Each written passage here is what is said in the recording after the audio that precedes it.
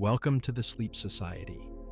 Tonight we're gently exploring neutron stars, the incredibly dense remnants of massive stars, where matter is compressed beyond imagination and the universe reveals its most extreme physics. If you enjoy calm, slow journeys through space, consider subscribing and becoming part of the Sleep Society. Now, let's begin. Tonight, we begin a long and unhurried journey into one of the most extraordinary objects in the known universe. Neutron stars, far out in the quiet darkness of space, long after a massive star has lived its brilliant life, something remarkable can occur. When a star far more massive than our Sun exhausts the nuclear fuel in its core, it can no longer support itself against its own immense gravity. For millions of years, it has balanced inward gravitational pressure with outward pressure from nuclear fusion. But when fusion slows and eventually stops, gravity begins to win. The core collapses in a fraction of a second. Outer layers crash inward. The star explodes in a supernova, one of the most powerful events in the cosmos.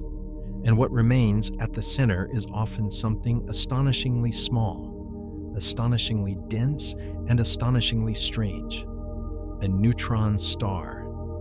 To understand a neutron star, it helps to first imagine the scale involved. Our Sun is about 1.4 million kilometers across. A typical massive star may be several times larger. Yet after collapse, the core that remains, containing more mass than the Sun, may measure only about 20 kilometers in diameter, a city-sized sphere holding more mass than our entire star. It is almost impossible to visualize. If you were to compress Mount Everest into something the size of a sugar cube, you would begin to approach the densities involved. A single teaspoon of neutron star material would weigh billions of tons on Earth. But how does matter become so compressed? At the heart of a massive star, before collapse, atoms exist in a hot plasma state. Protons and electrons move freely. Fusion reactions generate heavier elements, building layer upon layer inside the stellar core. Eventually, iron forms at the center. Iron does not produce energy when fused. Once enough iron accumulates, fusion halts. Without outward radiation pressure, gravity takes over instantly. The core implodes. Temperatures soar beyond billions of degrees. Under such extreme pressure, protons and electrons are forced together, merging into neutrons. The core becomes an enormous sphere made almost entirely of neutrons, hence the name neutron star. This transformation happens in less than a second. In that brief moment, the collapse halts abruptly when neutron degeneracy pressure, a quantum mechanical effect, resists further compression. The sudden stop sends a shock wave outward. That shock wave, combined with intense neutrino emission, tears the outer layers apart in a supernova explosion. The explosion can briefly outshine entire galaxies, yet at the center remains something small, quiet, and unbelievably dense.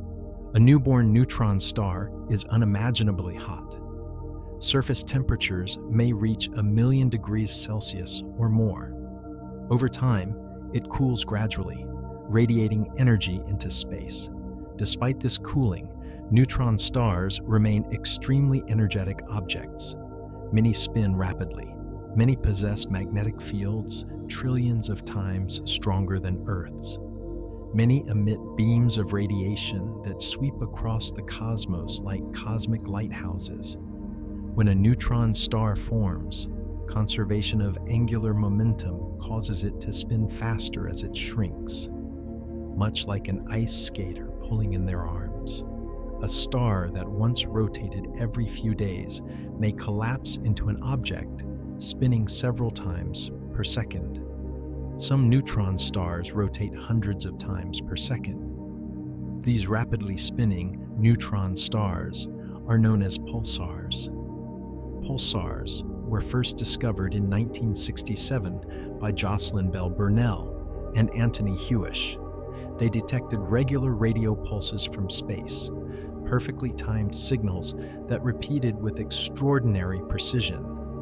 At first, the signals seemed almost artificial in their regularity, but soon astronomers realized they were observing rotating neutron stars emitting beams of radiation from their magnetic poles. As the star spins, the beam sweeps across Earth at regular intervals, creating the pulsing signal. These pulses can be so stable that some pulsars rival atomic clocks in precision. The magnetic fields of neutron stars are equally astonishing. While Earth's magnetic field protects us from solar radiation, it is relatively gentle on a cosmic scale. A neutron star's magnetic field can be trillions of times stronger. In some rare cases known as magnetars, the magnetic field becomes even more extreme, up to 1,000 times stronger than that of typical neutron stars. These magnetic fields can distort atoms, rearrange matter, and trigger enormous starquakes on the neutron star's crust. Yes, neutron stars have crusts. Despite their extreme density, neutron stars are thought to have layered structures. The outermost layer is a thin crust made of atomic nuclei packed tightly together in crystalline formations. Beneath this crust lies a region where nuclei begin to dissolve into a sea of neutrons. Deeper still, matter becomes more exotic.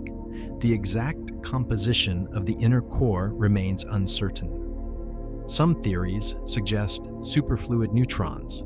Others propose hyperons or even free quarks, particles normally confined inside protons and neutrons. Neutron stars are natural laboratories for physics that cannot be replicated on Earth. Gravity on a neutron star is intense beyond imagination. If you stood on its surface, which would not be physically possible, you would weigh billions of times more than you do on Earth. The escape velocity, the speed needed to leave the surface, is about half the speed of light. Light leaving the surface loses energy, climbing out of the gravitational well, causing gravitational redshift. Time itself moves slightly slower near such extreme gravity. Despite their density, neutron stars are not black holes. There is a crucial difference. A black hole forms when collapse continues beyond neutron degeneracy pressure, compressing matter into a singularity hidden behind an event horizon. A neutron star, however, maintains a physical surface. Light and radiation can escape from it. It remains visible, though distant and faint, in the vast darkness of space. Some neutron stars exist alone, drifting silently through space. Others orbit companion stars in binary systems. In these systems, fascinating interactions occur. If a neutron star's gravity pulls material from its companion, that material forms an accretion disk around the neutron star. As gas spirals inward, it heats to extreme temperatures, emitting powerful X-rays. These systems are known as X-ray binaries and are among the brightest X-ray sources in the sky. Occasionally, two neutron stars orbit each other in a slow, spiraling dance. Over millions or billions of years, they lose energy through gravitational waves, ripples in space-time predicted by Einstein's theory of general relativity. As they spiral closer together, their orbital speed increases. Finally, they collide in a cataclysmic event called a kilonova. In 2017, astronomers observed such a collision for the first time. Gravitational wave detectors recorded the ripples in space-time. Telescopes observed the resulting explosion across multiple wavelengths. This event confirmed that heavy elements like gold and platinum are forged in neutron star mergers. The gold in your jewelry may have originated from the collision of two neutron stars billions of years ago. Neutron stars, though small, play a profound role in cosmic chemistry. Their lifetimes are long. Once formed, a neutron star can persist for billions of years, gradually cooling and slowing its rotation. Some eventually become faint and difficult to detect. Others remain active as pulsars for millions of years before their beams fade. The surface of a neutron star is not smooth in the way we imagine planets. Its crust may crack under magnetic stress, producing starquakes. These quakes release bursts of high-energy radiation. In magnetars, such bursts can briefly release more energy in a fraction of a second than the sun emits in years. The density inside a neutron star challenges our understandings of matter. On Earth, atoms consist mostly of empty space. In neutron stars, that empty space is gone. Atomic nuclei are crushed together. Electrons have merged with protons. Matter is compressed to nuclear densities, similar to the density inside atomic nuclei themselves. If you could bring a tiny fragment of neutron star material to Earth, which is impossible, it would not remain stable. Removed from the immense pressure holding it together, it would expand explosively. The forces maintaining neutron star matter require the star's gravity to exist. Neutron stars also test the limits of relativity. Their intense gravity bends light from nearby stars. In binary systems, careful measurements of pulsar timing have provided some of the strongest confirmations of Einstein's theory. Tiny variations in pulse arrival times reveal orbital motion and energy loss through gravitational waves. Even the rotation of neutron stars can exhibit subtle irregularities. Sometimes a pulsar suddenly spins slightly faster in an event known as a glitch.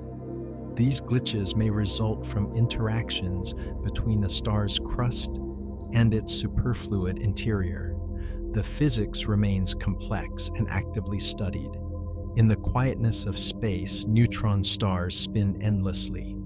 Some rotate once every few seconds. Others spin hundreds of times per second. The fastest known neutron stars approach theoretical limits, beyond which centrifugal forces would tear them apart. Despite their dramatic origins, neutron stars eventually settle into steady existence. They radiate energy, they cool, they age, and yet, from across vast cosmic distances, we can detect their presence. Radio telescopes listen for their pulses. X-ray observatories capture emissions from hot surfaces and accretion disks. Gravitational wave detectors wait for distant mergers. Piece by piece, astronomers assemble a picture of these extraordinary remnants. They are not common compared to ordinary stars, but they are not rare either. The Milky Way may contain hundreds of millions of neutron stars. Most are simply too faint to detect. They wander invisibly through the galaxy, remnants of long-forgotten supernovae. Each neutron star represents the final chapter of a massive star's life. Yet it is also a beginning, a new object governed by the strangest laws of physics. As we continue through this journey, we will explore their magnetic storms, their internal structure, their role in forming the heaviest elements, and the subtle signals they send across space. We will move slowly, calmly, examining each layer of understanding. For now, simply imagine it, a sphere no wider than a city, heavier than our sun, spinning in darkness, its gravity so strong that light struggles to escape. It's matter compressed beyond anything we experience in daily life. And yet, it exists, not as science fiction, but as measurable reality. Somewhere, at this very moment, a neutron star rotates steadily. Somewhere else, two neutron stars spiral closer together. Somewhere far away, a magnetar releases a burst of radiation. These events unfold quietly across the universe, indifferent to whether anyone observes them. But we do observe them. And through observation, we learn. Through learning, we understand just a little more about the vast and intricate cosmos we inhabit. This is only the beginning of our long exploration into neutron stars. Settle deeper, breathe slowly. There is much more to discover.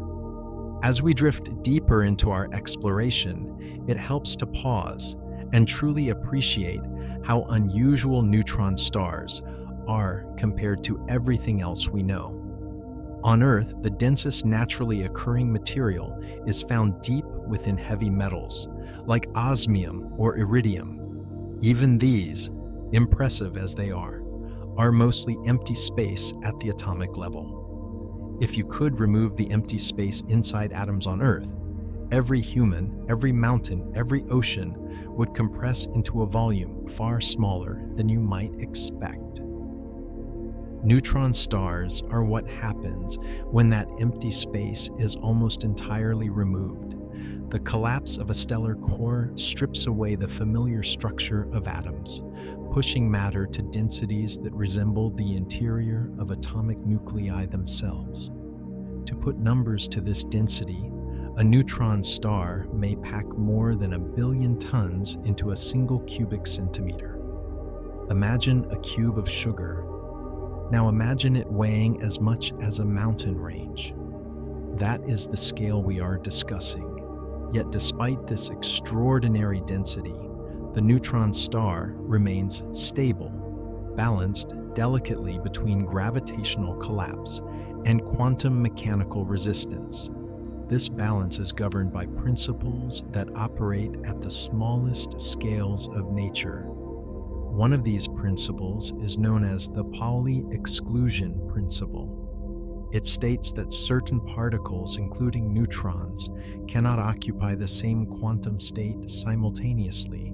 When gravity attempts to compress neutrons closer and closer together, this quantum rule creates a form of pressure, neutron degeneracy pressure, that resists further compression. It is not pressure in the ordinary sense of gas pushing outward. It is a consequence of the fundamental rules of quantum mechanics. Without this rule, neutron stars would not exist. Gravity would continue compressing the core until it formed a black hole. Because neutron stars are so compact, their gravitational fields are extremely steep. If you dropped an object from a height of just 1 meter above the surface, it would strike with unimaginable energy. The gravitational acceleration at the surface can be around 100 billion times stronger than Earth's gravity. Even a small pebble would release energy comparable to powerful explosives upon impact. Light, too, behaves differently near a neutron star. Photons climbing away from the surface lose energy, stretching into longer wavelengths.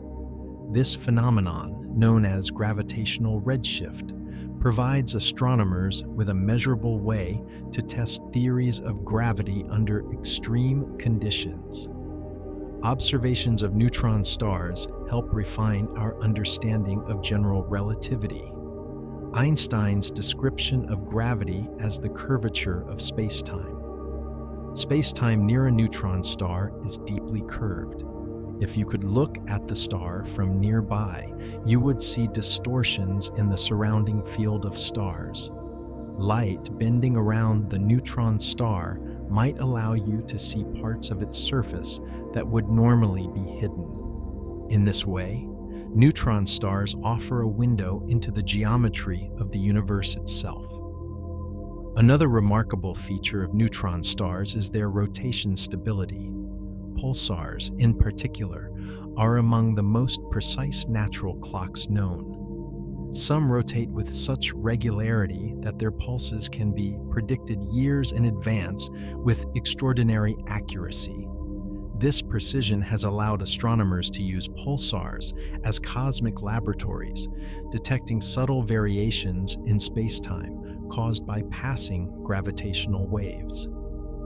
The concept of gravitational waves may sound abstract, but it is deeply connected to neutron stars. When two massive objects orbit one another, they disturb spacetime, sending ripples outward at the speed of light. These ripples are incredibly faint by the time they reach Earth. Detecting them requires instruments capable of measuring changes smaller than the width of a proton. Yet neutron star mergers produce gravitational waves strong enough to be measured across vast cosmic distances. The 2017 detection of a neutron star merger marked a turning point in astronomy. For the first time, scientists observed the same event using both gravitational waves and traditional electromagnetic light. This combination, known as multi-messenger astronomy, allows for a more complete understanding of cosmic phenomena. From that single event, researchers confirmed the production of heavy elements and refined measurements of cosmic expansion.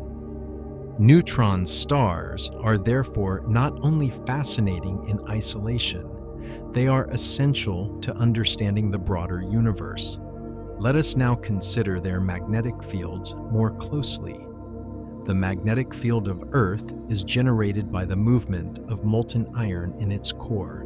In neutron stars, the mechanism is far more extreme.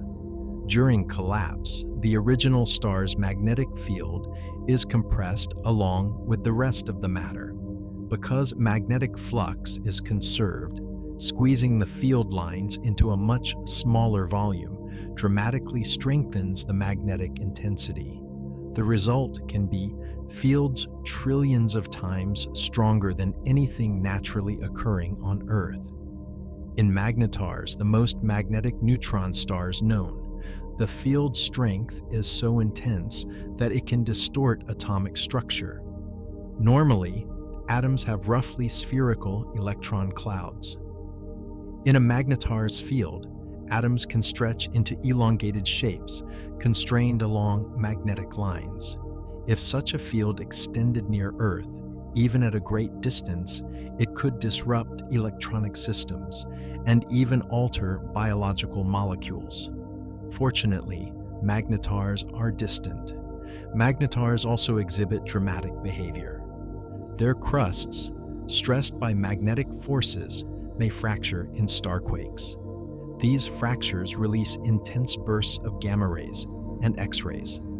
Some bursts have briefly outshone the rest of the Milky Way in gamma radiation. Yet these events occur far away, silent in the vacuum of space.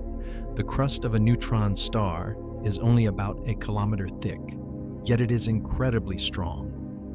Perhaps the strongest known material in the universe. Simulations suggest it could withstand stresses billions of times greater than steel before cracking.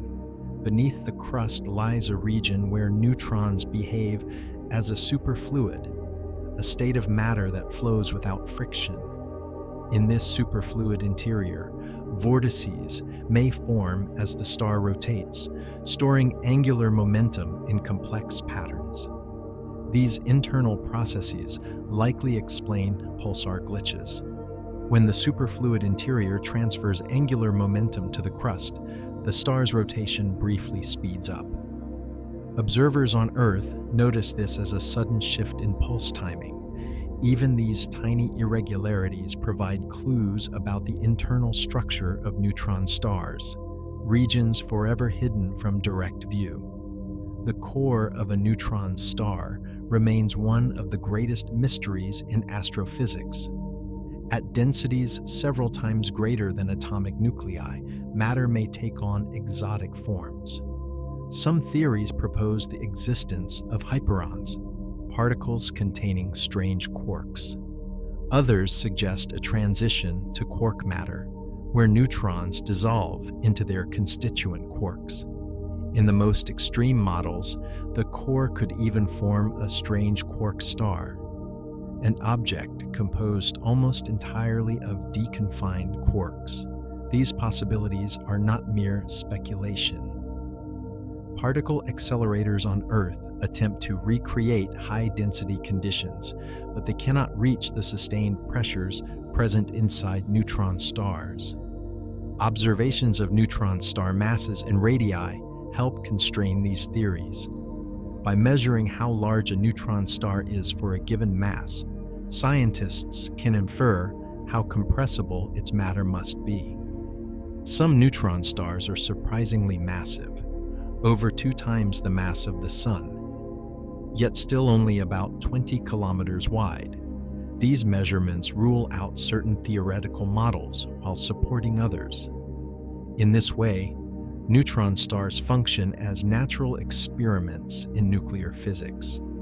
Now, let us imagine approaching one, not physically, but conceptually. From a distance, a neutron star might appear as a faint point of light, perhaps emitting radio pulses. As you move closer, its gravitational pull becomes stronger. Space around it feels deeper, more curved. If it is accreting material from a companion star, you would see a glowing disk of hot plasma spiraling inward, radiating X-rays. Jets of high-energy particles might stream from its magnetic poles, extending far into space. Closer still, the surface would appear smooth, but intensely bright in X-ray wavelengths. There would be no atmosphere in the conventional sense. Gravity is too strong to support a thick gaseous layer. Instead, a thin plasma envelope might cling tightly to the surface. Mountains, if they exist, would be extremely small, perhaps only centimeters high, yet still capable of influencing gravitational wave emission. Time near the surface would pass more slowly compared to a distant observer. If you carried a clock and somehow survived, you would find it ticking more slowly relative to clocks far away. This time, dilation is subtle but measurable. Eventually, the neutron star cools.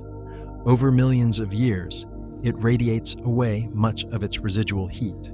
It becomes dimmer, quieter. Its pulses may weaken, yet it remains, an enduring remnant of stellar evolution. The life cycle of stars is one of transformation. Massive stars become neutron stars, or black holes. Smaller stars become white dwarfs. In each case, gravity shapes the outcome. Neutron stars occupy the boundary between stability and collapse. Massive enough to compress matter to nuclear densities, but not massive enough to vanish behind an event horizon. Their existence reminds us that the universe is governed by principles both elegant and unforgiving. Quantum mechanics and gravity, 2 foundational pillars of physics, intersect within neutron stars. Understanding them brings us closer to unifying these theories. As we continue through this long and gentle exploration, remember that every neutron star once shone as a brilliant star in the sky of some distant world. It fused hydrogen into helium. It forged heavier elements in its core. It illuminated surrounding space for millions of years. Its final explosion may have seeded nearby clouds with elements that later formed new stars, planets, perhaps even life. In this sense, neutron stars are part of a larger cosmic cycle. The calcium in your bones, the iron in your blood, the gold in jewelry, all were created in stellar processes. Some of the heaviest elements likely formed in neutron star mergers. These distant collisions enriched the galaxy long before our solar system formed. And so, while neutron stars may seem distant and abstract, they are connected to us in subtle and profound ways. The universe is vast beyond comprehension, yet through patient observation and careful thought, we uncover its structure piece by piece. Neutron stars are one chapter in that ongoing story. They are small, dense, magnetic spinning remnants of once massive stars. They bend space-time. They emit pulses like cosmic heartbeats. They forge heavy elements. They test the limits of physics. And they continue quietly in the darkness. This brings us close to the depth we set out to reach in this first long segment of our journey. Nearly 5,000 words devoted to understanding these remarkable objects. There is still much to explore in the chapters ahead. Binary evolution, millisecond pulsars, neutron star atmospheres, gravitational wave astronomy in greater detail, and the future fate of these extraordinary remnants. But for now, let the image settle in your mind. A silent sphere, 20 kilometers across, heavier than the sun, spinning in darkness, a relic of a cosmic explosion, endlessly fascinating and waiting for us to continue. As neutron stars age, their behavior begins to change in subtle and fascinating ways. The newborn neutron star, fresh from the violence of a supernova, is hot, chaotic, and often spinning extremely rapidly. But time, even on cosmic scales, brings gradual transformation. Rotation slows, magnetic fields evolve. Thermal energy radiates outward into the cold vacuum of space. The slowing of rotation is particularly important. Every time a pulsar emits radiation, it loses a small amount of rotational energy. Over thousands, then millions of years, that energy loss accumulates. The once rapid spin begins to lengthen. A pulsar that initially rotated dozens of times per second may eventually slow to once every few seconds. This gradual breaking is measurable with extraordinary precision. Astronomers can calculate a pulsar's age by observing how quickly its spin is decreasing. This spin-down rate offers clues about both its magnetic field strength and its evolutionary stage. In some cases, pulsars are associated with visible supernova remnants, expanding clouds of gas left behind from the original explosion. When the estimated age of the pulsar matches the expansion age of the remnant, we gain confidence in our understanding of stellar death and rebirth. But not all neutron stars are born equal. The mass of the original star, the dynamics of the collapse, and the surrounding environment all influence the final outcome. Some neutron stars are isolated, drifting alone through interstellar space. Others are born in binary systems and remain gravitationally bound to a companion. It is in these binary systems that neutron stars often display their most complex and dramatic behavior. When a neutron star orbits a normal star, its immense gravity can gradually pull material from its companion. This process, known as accretion, transforms the system. Gas flowing from the companion forms an accretion disk around the neutron star. Friction within the disk heats the material to millions of degrees, causing it to glow intensely in X-rays. These X-ray binaries are among the brightest X-ray sources in the sky. The radiation we detect comes not from the neutron star's surface alone, but from the superheated plasma spiraling inward. As material approaches the neutron star, it accelerates dramatically. Upon striking the surface, it releases enormous energy. The impact region can produce localized hotspots, which rotate in and out of view as the star spins. Over time, accretion can also affect the neutron star's rotation. If matter falls onto the neutron star in a consistent direction, it transfers angular momentum. This can spin the neutron star up to astonishing speeds. Some neutron stars have been accelerated this way to become millisecond pulsars, objects that rotate hundreds of times per second. A complete rotation in just a few milliseconds. Millisecond pulsars are remarkable, not only for their speed, but also for their stability. Many are found in ancient star clusters known as globular clusters, where close stellar encounters make binary interactions more likely. These pulsars act as some of the most precise clocks in the galaxy, their rapid pulses ticking steadily across cosmic time.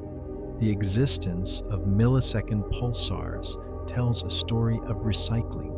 A once normal neutron star, perhaps spinning slowly after millions of years, gains new life by accreting matter from a companion. It spins faster and shines again in radio waves.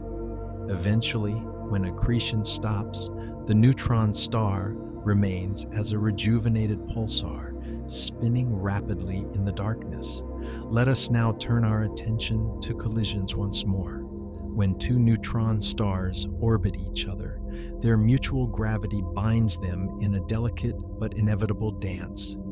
Each orbit emits gravitational waves, tiny ripples in space-time, carrying energy away from the system. As energy leaves, the orbit shrinks. The stars spiral closer together.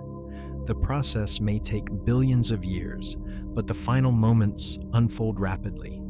As the neutron stars approach, tidal forces distort their shapes. Magnetic fields interact. The orbital frequency increases dramatically.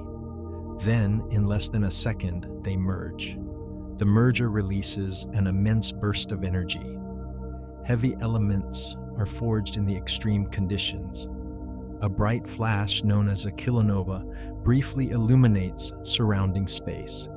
In some cases, the merged object collapses into a black hole. In others, it may form a more massive neutron star, at least temporarily, supported by rapid rotation. The importance of these mergers cannot be overstated. For decades, astronomers debated the origin of the universe's heaviest elements. Supernovae alone could not account for observed abundances. The detection of neutron star mergers confirmed that these collisions are primary factories of elements like gold, platinum, and uranium. In a very real sense, neutron star mergers shape the chemical evolution of galaxies. Now imagine the interior of a neutron star again, but from a slightly different perspective. Inside, matter behaves in ways that challenge intuition.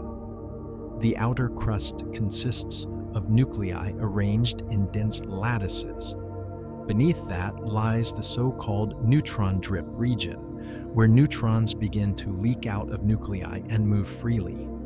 Deeper still, matter may arrange into exotic shapes, sometimes described as nuclear pasta. Under intense pressure, nuclei can form elongated strands, sheets, or tube-like structures, configurations determined by the competition between nuclear forces and electrostatic repulsion. These whimsical names, spaghetti, lasagna, describe phases of matter never encountered on Earth.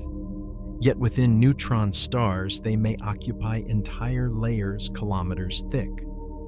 Below the nuclear pasta region, matter transitions to an even denser state dominated by superfluid neutrons and superconducting protons.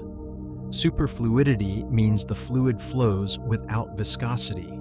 Superconductivity means electrical currents can persist without resistance. These states affect how heat and magnetic fields move within the star. Magnetic field evolution in neutron stars is an area of active research. Fields may decay over millions of years or reorganize internally. In magnetars, magnetic stress may be so strong that it drives internal rearrangements, leading to energetic outbursts. Interestingly, neutron stars also emit neutrinos, nearly massless particles that interact only weakly with matter. During formation, an enormous burst of neutrinos escapes, carrying away most of the gravitational energy released in collapse. Even afterward, neutrino emission contributes to cooling. Because neutrinos pass almost unhindered through dense matter, they provide a direct channel for energy loss from the interior. Cooling curves of neutron stars, measurements of how temperature decreases over time, offer clues about internal composition. If exotic particles exist in the core, they may alter the cooling rate. Thus, even subtle temperature observations become diagnostic tools for probing matter under extreme conditions. We often think of space as empty and quiet, and in many ways it is. Yet neutron stars introduce rhythm into that silence. Pulses sweep across the galaxy with clock-like regularity. X-ray bursts flare and fade. Gravitational waves ripple through space-time. Some neutron stars exhibit sudden thermonuclear explosions on their surfaces. When accreted hydrogen and helium accumulate under intense gravity, they can ignite in runaway fusion reactions. These X-ray bursts briefly brighten the star dramatically before subsiding. Even in death, neutron stars host new forms of nuclear fire. The mass range of neutron stars is also carefully constrained. If a neutron star gains too much mass through accretion or merger, it may cross a threshold beyond which neutron degeneracy pressure can no longer support it. At that point, collapse resumes. A black hole forms. The exact mass limit, often called the Tolman-Oppenheimer-Volkoff limit, depends on the unknown equation of state of dense matter. Determining this limit remains one of the key goals of neutron star research. Thus, neutron stars sit at a boundary, stable yet precarious. In the broader galactic context, neutron stars are remnants of massive star populations, regions of active star formation where massive stars live short and luminous lives, eventually produce neutron stars and black holes. Over billions of years, the Milky Way accumulates these compact remnants, silent witnesses to ancient supernovae. Some neutron stars receive a kick during their birth explosion. Asymmetries in the supernova can propel the newborn neutron star at hundreds of kilometers per second. These high velocities send them racing through the galaxy. Many neutron stars now wander far from their birthplaces. If one were to pass through a dense interstellar cloud, it might accrete tiny amounts of gas. Yet in most cases, isolated neutron stars remain faint and difficult to detect unless they emit pulses. It is humbling to consider that our galaxy may contain hundreds of millions of neutron stars, and we have detected only a small fraction. The rest remain hidden, too quiet or too distant for our instruments. And yet, through improved technology, we continue discovering more. Radio surveys uncover new pulsars each year. X-ray telescopes detect isolated cooling neutron stars. Gravitational wave observatories listen for distant mergers. Each detection refines our models. Neutron stars challenge our understanding at every level: quantum mechanics, nuclear physics, electromagnetism, relativity, thermodynamics. They compress atomic structure. They amplify magnetic fields. They bend space-time. They forge heavy elements. They spin with extraordinary precision. And they endure. As we continue this extended journey toward 50,000 words and beyond, we will explore even more layers. The future of neutron stars, hypothetical exotic variants, strange star candidates, and how neutron star research intersects with the quest for a unified theory of physics. For now, let the steady rhythm of pulsars echo softly in your imagination.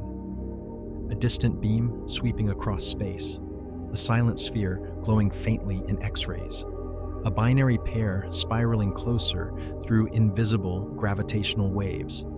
Neutron stars are not loud in the way supernovae are loud. Their drama is often subtle, persistent, rhythmic.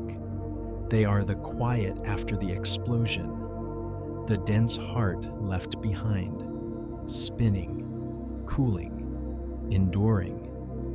And we are only just beginning to understand them. Let us now move deeper into one of the most subtle and fascinating aspects of neutron stars: the relationship between pressure, gravity, and the ultimate limits of matter itself. Every object in the universe is shaped by a balance of forces. In ordinary stars like our Sun, gravity pulls inward, while thermal pressure from nuclear fusion pushes outward. That balance can last billions of years. In neutron stars, however, fusion has ended. There is no ongoing nuclear burning to provide outward pressure. Instead, the resistance against gravity comes from something far stranger: the quantum properties of matter compressed beyond familiar experience. Neutron degeneracy pressure, as mentioned earlier, arises because neutrons are fermions. Fermions obey the Pauli exclusion principle, which prevents identical particles from occupying the same quantum state. When gravity forces neutrons closer together, they cannot simply stack into identical energy levels. They must occupy higher and higher momentum states. This collective resistance manifests as pressure. What makes this remarkable is that degeneracy pressure does not depend on temperature. Even as a neutron star cools, the pressure supporting it remains. A cold neutron star can be just as structurally stable as a hot one, provided its mass does not exceed the stability limit. This is profoundly different from the pressure inside ordinary gas, which weakens as temperature drops. In neutron stars, quantum mechanics replaces heat as the primary stabilizing agent. However, gravity in neutron stars is relentless. If the mass is high enough, even neutron degeneracy pressure cannot hold. At some critical mass, estimated to be between about 2 and 3 times the mass of the Sun, collapse becomes unavoidable. The neutron star would then transform into a black hole. This threshold is not precisely known because it depends on the equation of state, the relationship between pressure and density inside the star. Different theoretical models predict slightly different maximum masses. Observing extremely massive neutron stars helps narrow down these models.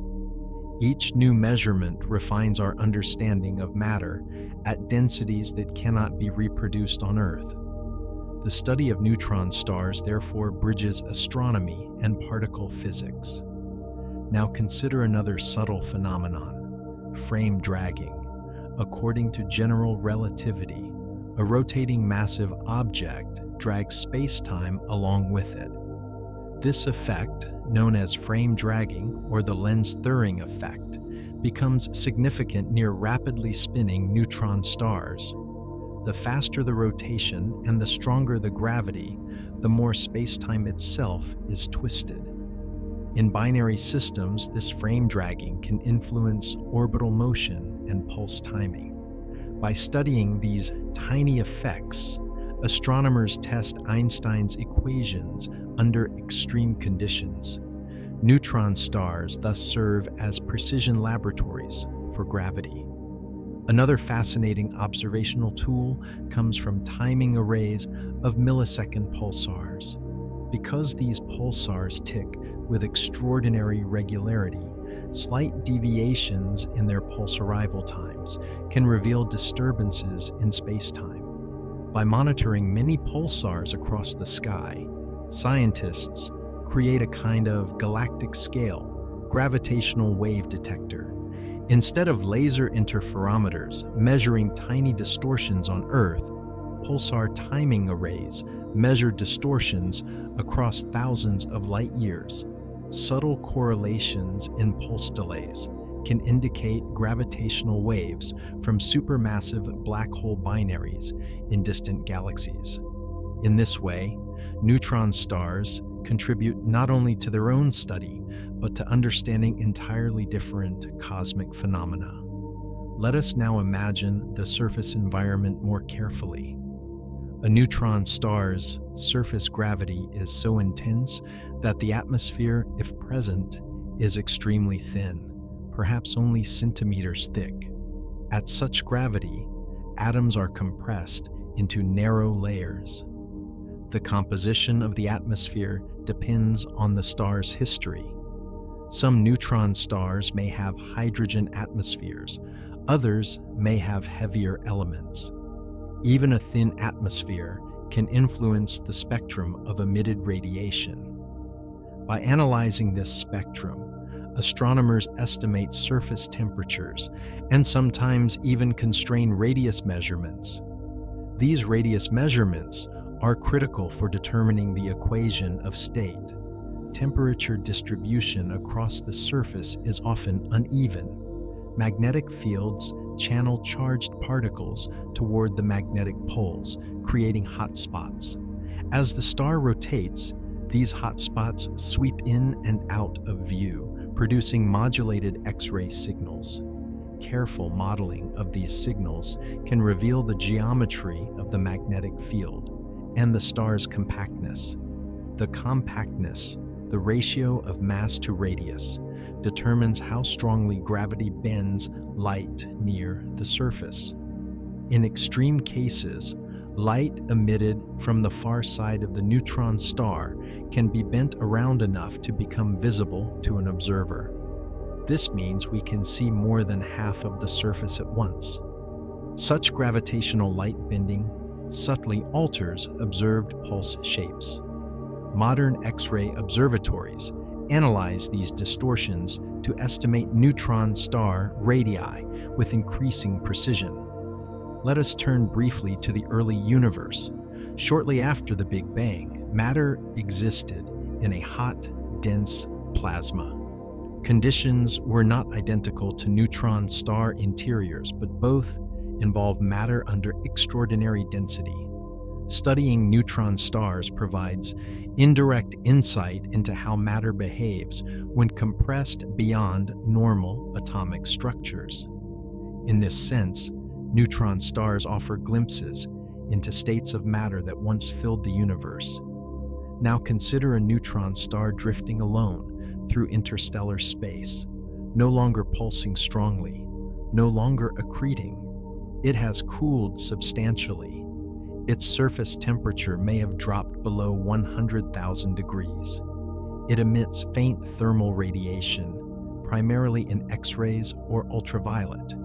To most observers, it is nearly invisible, and yet its gravitational field remains.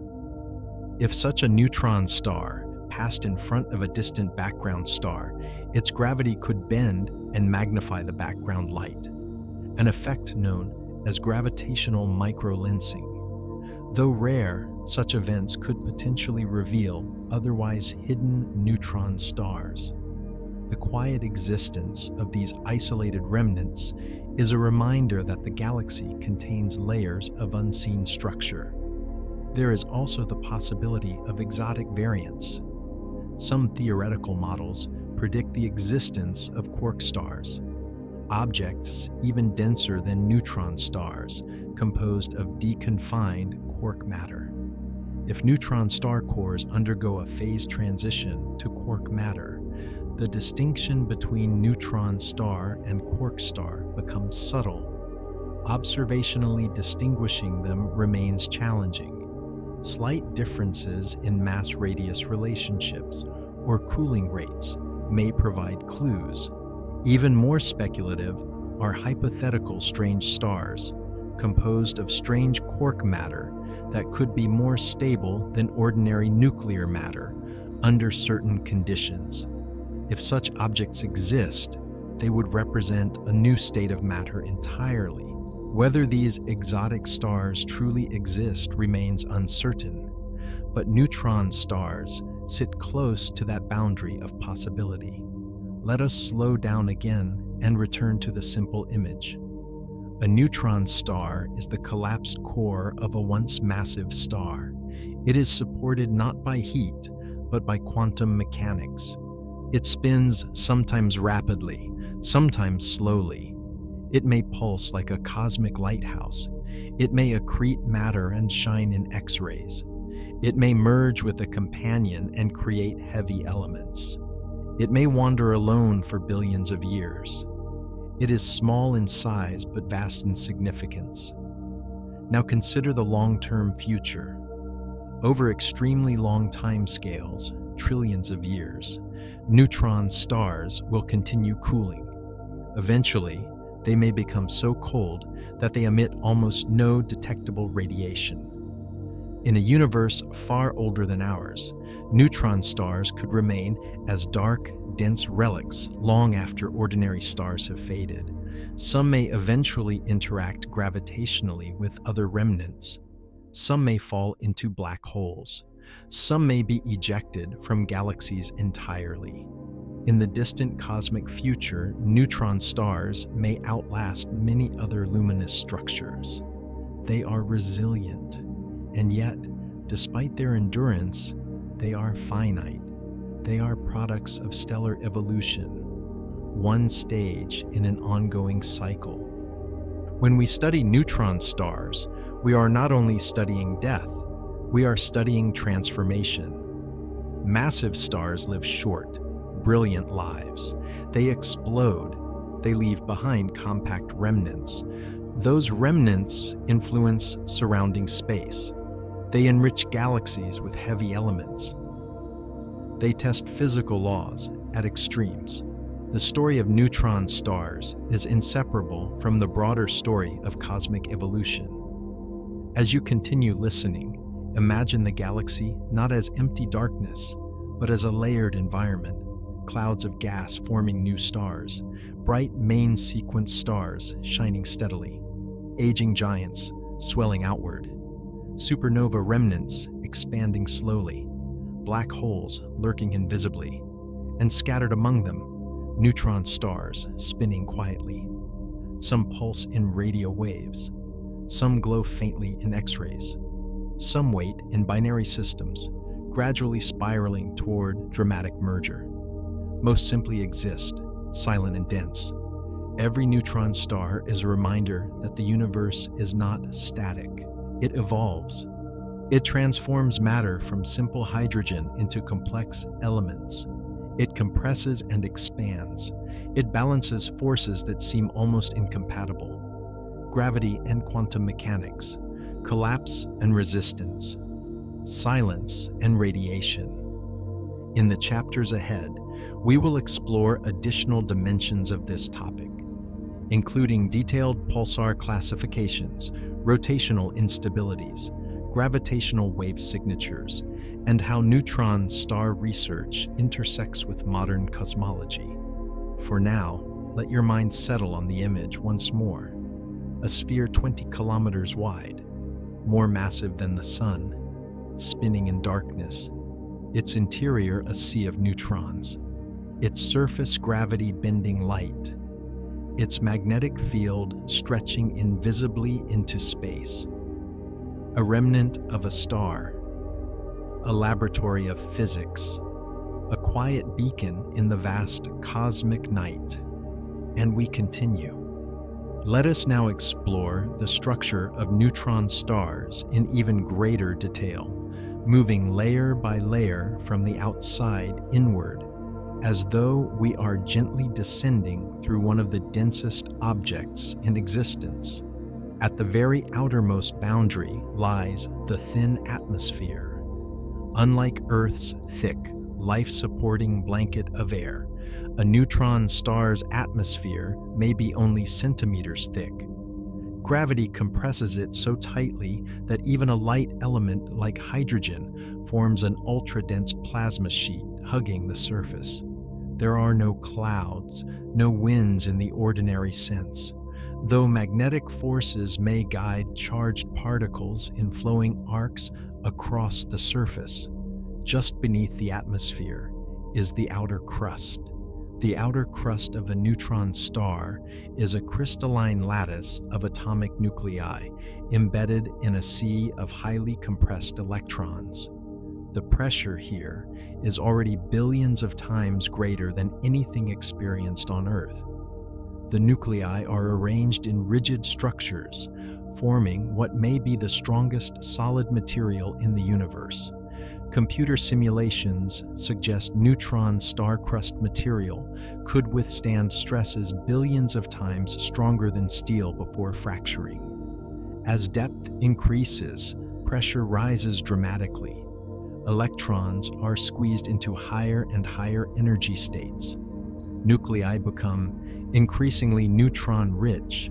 Eventually, we reach the neutron drip line, a boundary where neutrons begin to leak out of atomic nuclei because the pressure forces them free. This marks the beginning of the inner crust.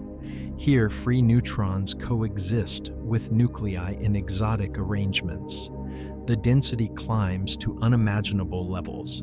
The competition between nuclear forces and electromagnetic repulsion leads to unusual geometric patterns.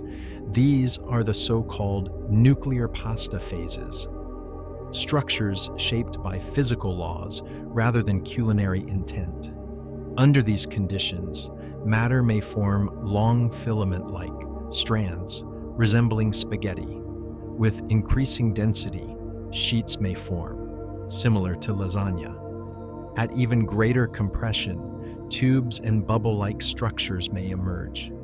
These configurations minimize energy under extreme constraints. While whimsical in name, they represent one of the most unusual phases of matter predicted by physics. Deeper still, we enter the core.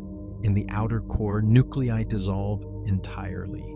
Matter becomes a fluid dominated by neutrons with a smaller fraction of protons and electrons. The neutrons may form a superfluid, flowing without friction.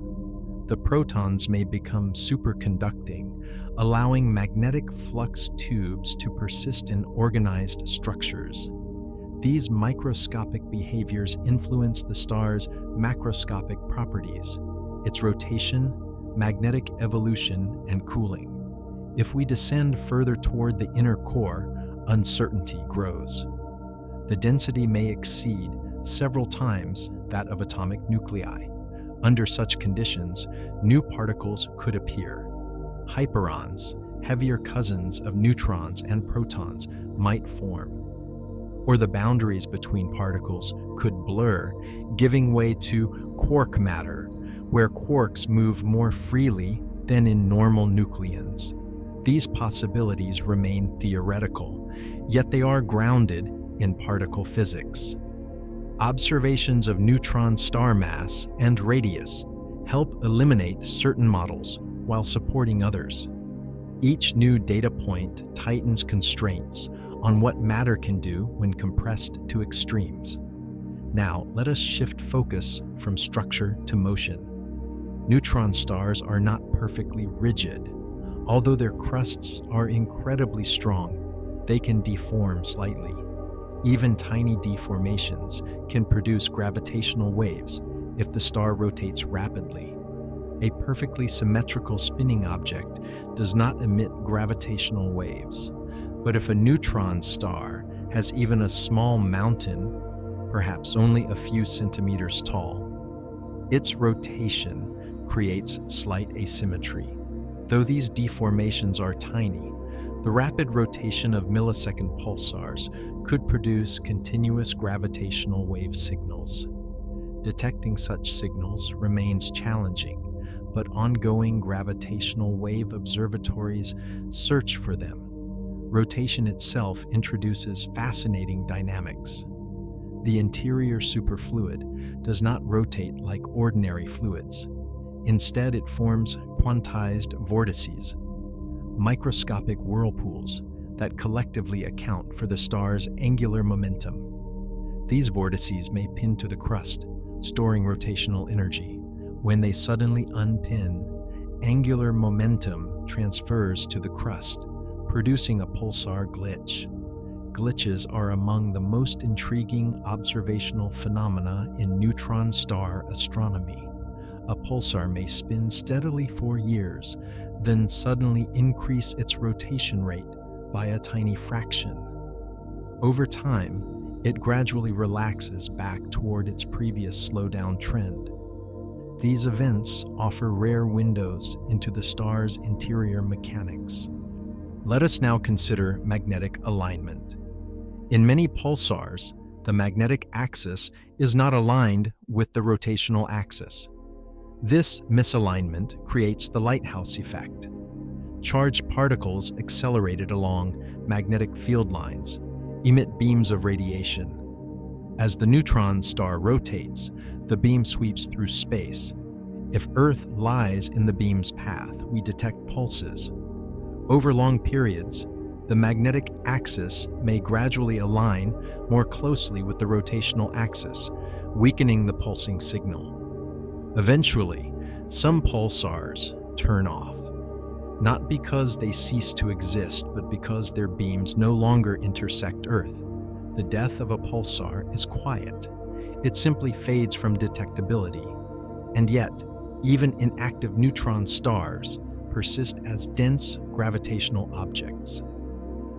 Now imagine two neutron stars orbiting each other closely but not yet merging. In such systems, tidal interactions may heat their interiors slightly. Magnetic fields may interact in complex ways.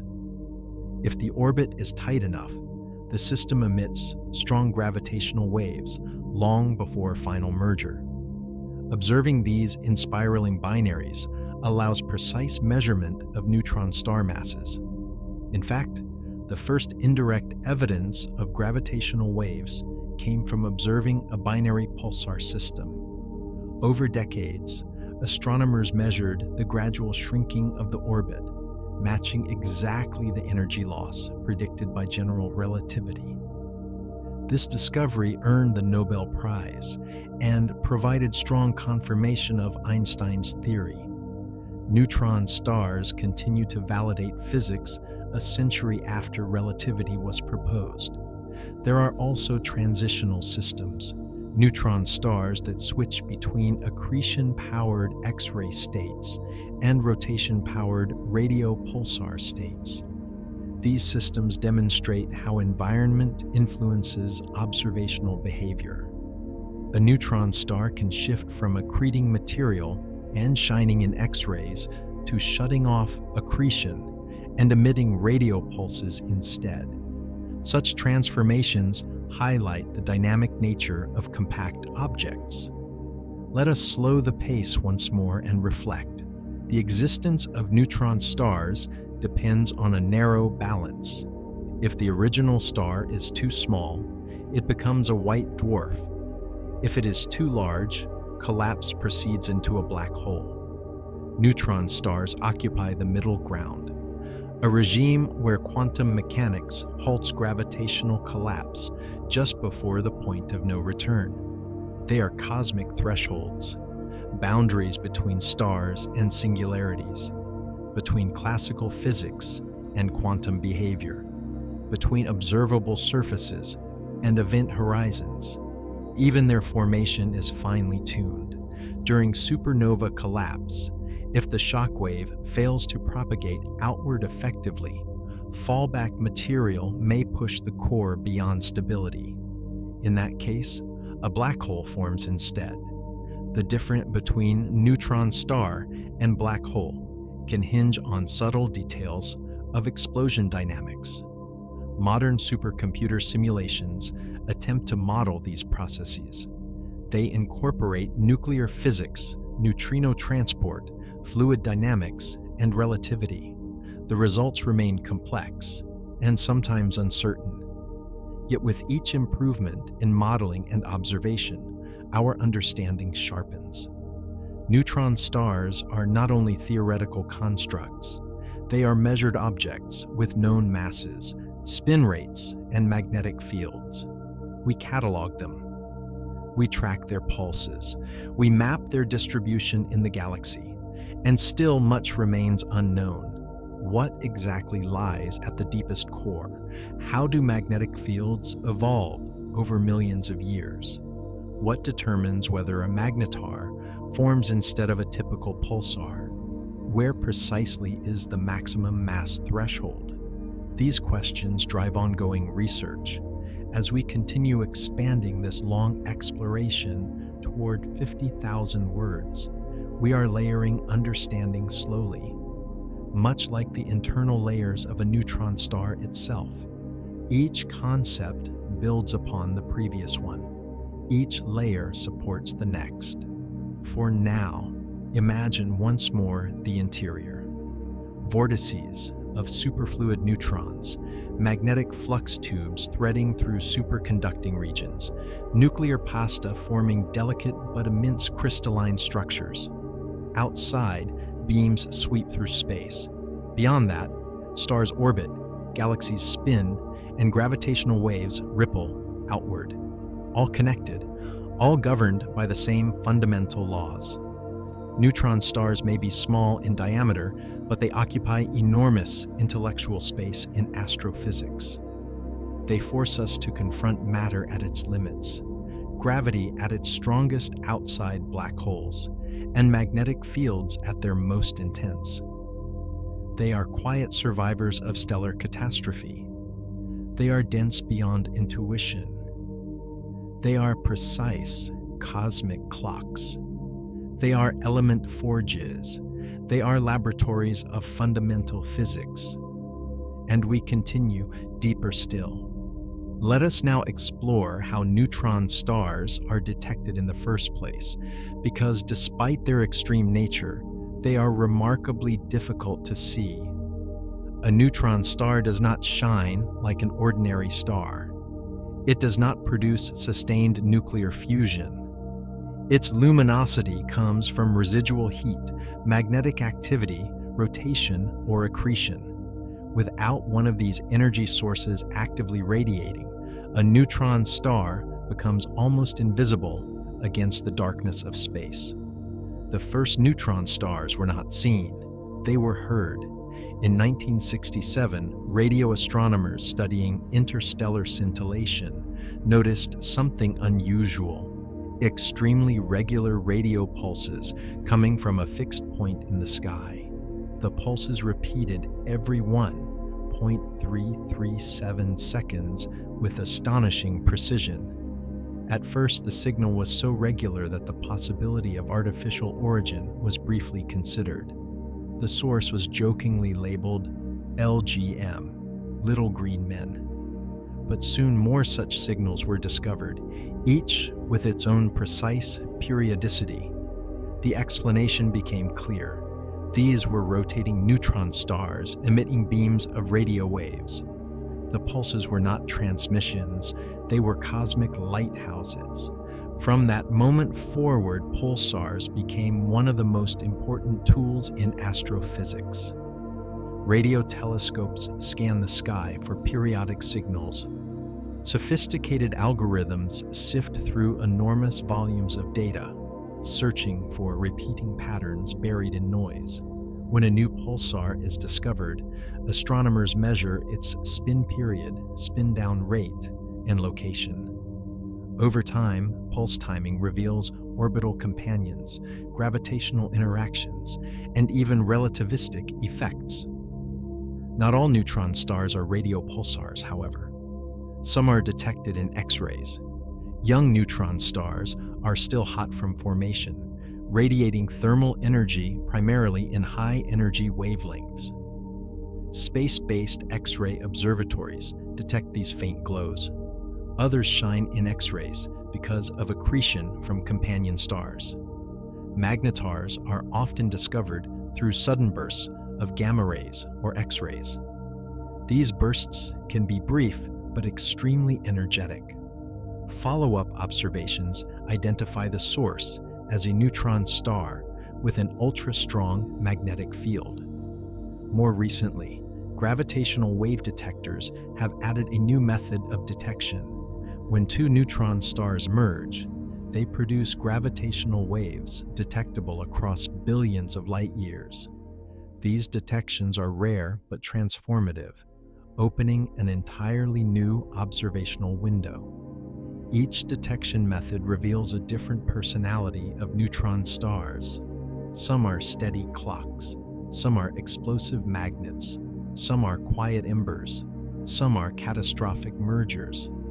Now let us consider their distribution within galaxies.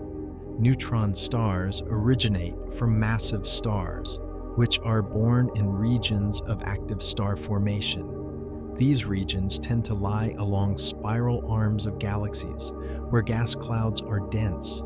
As massive stars live short lives, only millions of years, neutron stars are often found near their birthplaces, unless given a strong velocity kick. The kick velocity phenomenon is one of the intriguing aspects of neutron star formation. During supernova explosions, asymmetries in the collapse and explosion process can impart tremendous speeds to the newly formed neutron star. Some are observed traveling hundreds of kilometers per second. A few may exceed 1,000 kilometers per second. These high speeds can eject neutron stars from their birth clusters, even from their galaxies in extreme cases. Over millions of years, they migrate across the galactic disk or into the halo. Despite these motions, the Milky Way likely contains hundreds of millions of neutron stars. We have detected only a small fraction, perhaps a few thousand.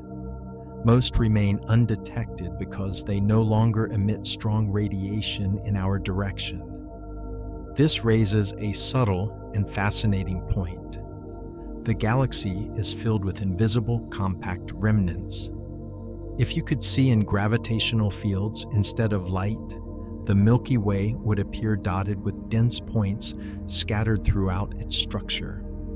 Silent, cold neutron stars drifting through space, relics of ancient stellar deaths. Now let us examine the rotational energy of neutron stars more closely. A spinning neutron star stores enormous rotational energy due to its high mass and compact size. Even though its radius is small, its mass is roughly comparable to the Sun's.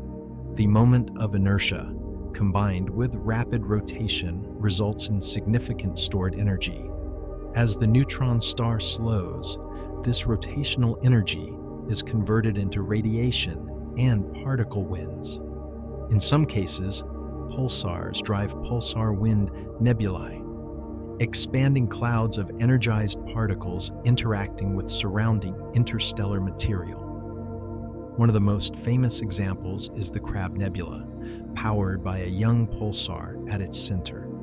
The Crab pulsar spins about 30 times per second and emits radiation across the electromagnetic spectrum. The nebula surrounding it glows because of energy supplied continuously by the pulsar's rotational slowdown. Thus, even after the supernova explosion fades, the neutron star can continue influencing its environment for thousands of years. Let us now reflect on magnetars more deeply. Magnetars represent the extreme end of neutron star magnetism. Their fields may reach 10 to the power of 15 Gauss, a number almost beyond comprehension. For comparison, Earth's magnetic field is about 0.5 Gauss. A refrigerator magnet is perhaps 100 Gauss. The strongest sustained laboratory magnetic fields reach tens of thousands of Gauss. Magnetars exceed these by many orders of magnitude. In such fields, the vacuum itself behaves differently. Quantum electrodynamics predicts that extremely strong magnetic fields can polarize empty space, causing vacuum birefringence. an effect where light polarization is altered as it passes through strong magnetic fields. Observations of certain neutron stars provide tentative evidence for such quantum effects. If confirmed, this would represent a direct test of quantum field theory under astrophysical conditions. Magnetars also produce giant flares, rare events releasing vast amounts of energy in fractions of a second. These flares are thought to result from sudden magnetic field reconfigurations, similar in principle to solar flares, but immensely more powerful. Despite their power, magnetars are relatively short-lived in astronomical terms. Their magnetic fields decay over hundreds of thousands of years, reducing their activity. Now let us slow again. Imagine standing far from a neutron star in deep space. You would see almost nothing. Perhaps a faint X-ray glow invisible to your eyes. Perhaps a radio pulse detectable only by instruments. Yet beneath that quiet exterior lies matter at nuclear density, superfluids swirling, magnetic fields twisting, space-time curving. The contrast is striking, outwardly calm, inwardly extreme. Neutron stars remind us that the universe often hides its most dramatic physics behind subtle signals. As we continue expanding this long-form exploration, we approach broader implications. Neutron star research intersects with cosmology. For example, neutron star mergers help measure the expansion rate of the universe. By combining gravitational wave data, which gives distance, with electromagnetic observations, which give redshift, astronomers obtain an independent method for estimating the Hubble constant. Thus, neutron stars contribute to one of the most important debates in modern cosmology: the precise rate at which the universe is expanding. They also inform our understanding of dark matter constraints, nuclear symmetry energy, and the behavior of dense baryonic matter. The deeper we look, the more interconnected everything becomes. Neutron stars are not isolated curiosities. They are nodes in a vast network of physical principles: gravity, quantum mechanics, nuclear forces, magnetism, thermodynamics, relativity, all converge within a sphere 20 kilometers wide. As you listen, perhaps your breathing has slowed. The concept of extreme density may no longer feel sharp or alarming. Instead, it becomes part of a larger pattern, one more structure in the cosmos. A massive star lives. It collapses. It explodes. It leaves behind a neutron star. The neutron star spins and cools. It may merge or drift. It endures. There is continuity in this process. Even destruction becomes transformation.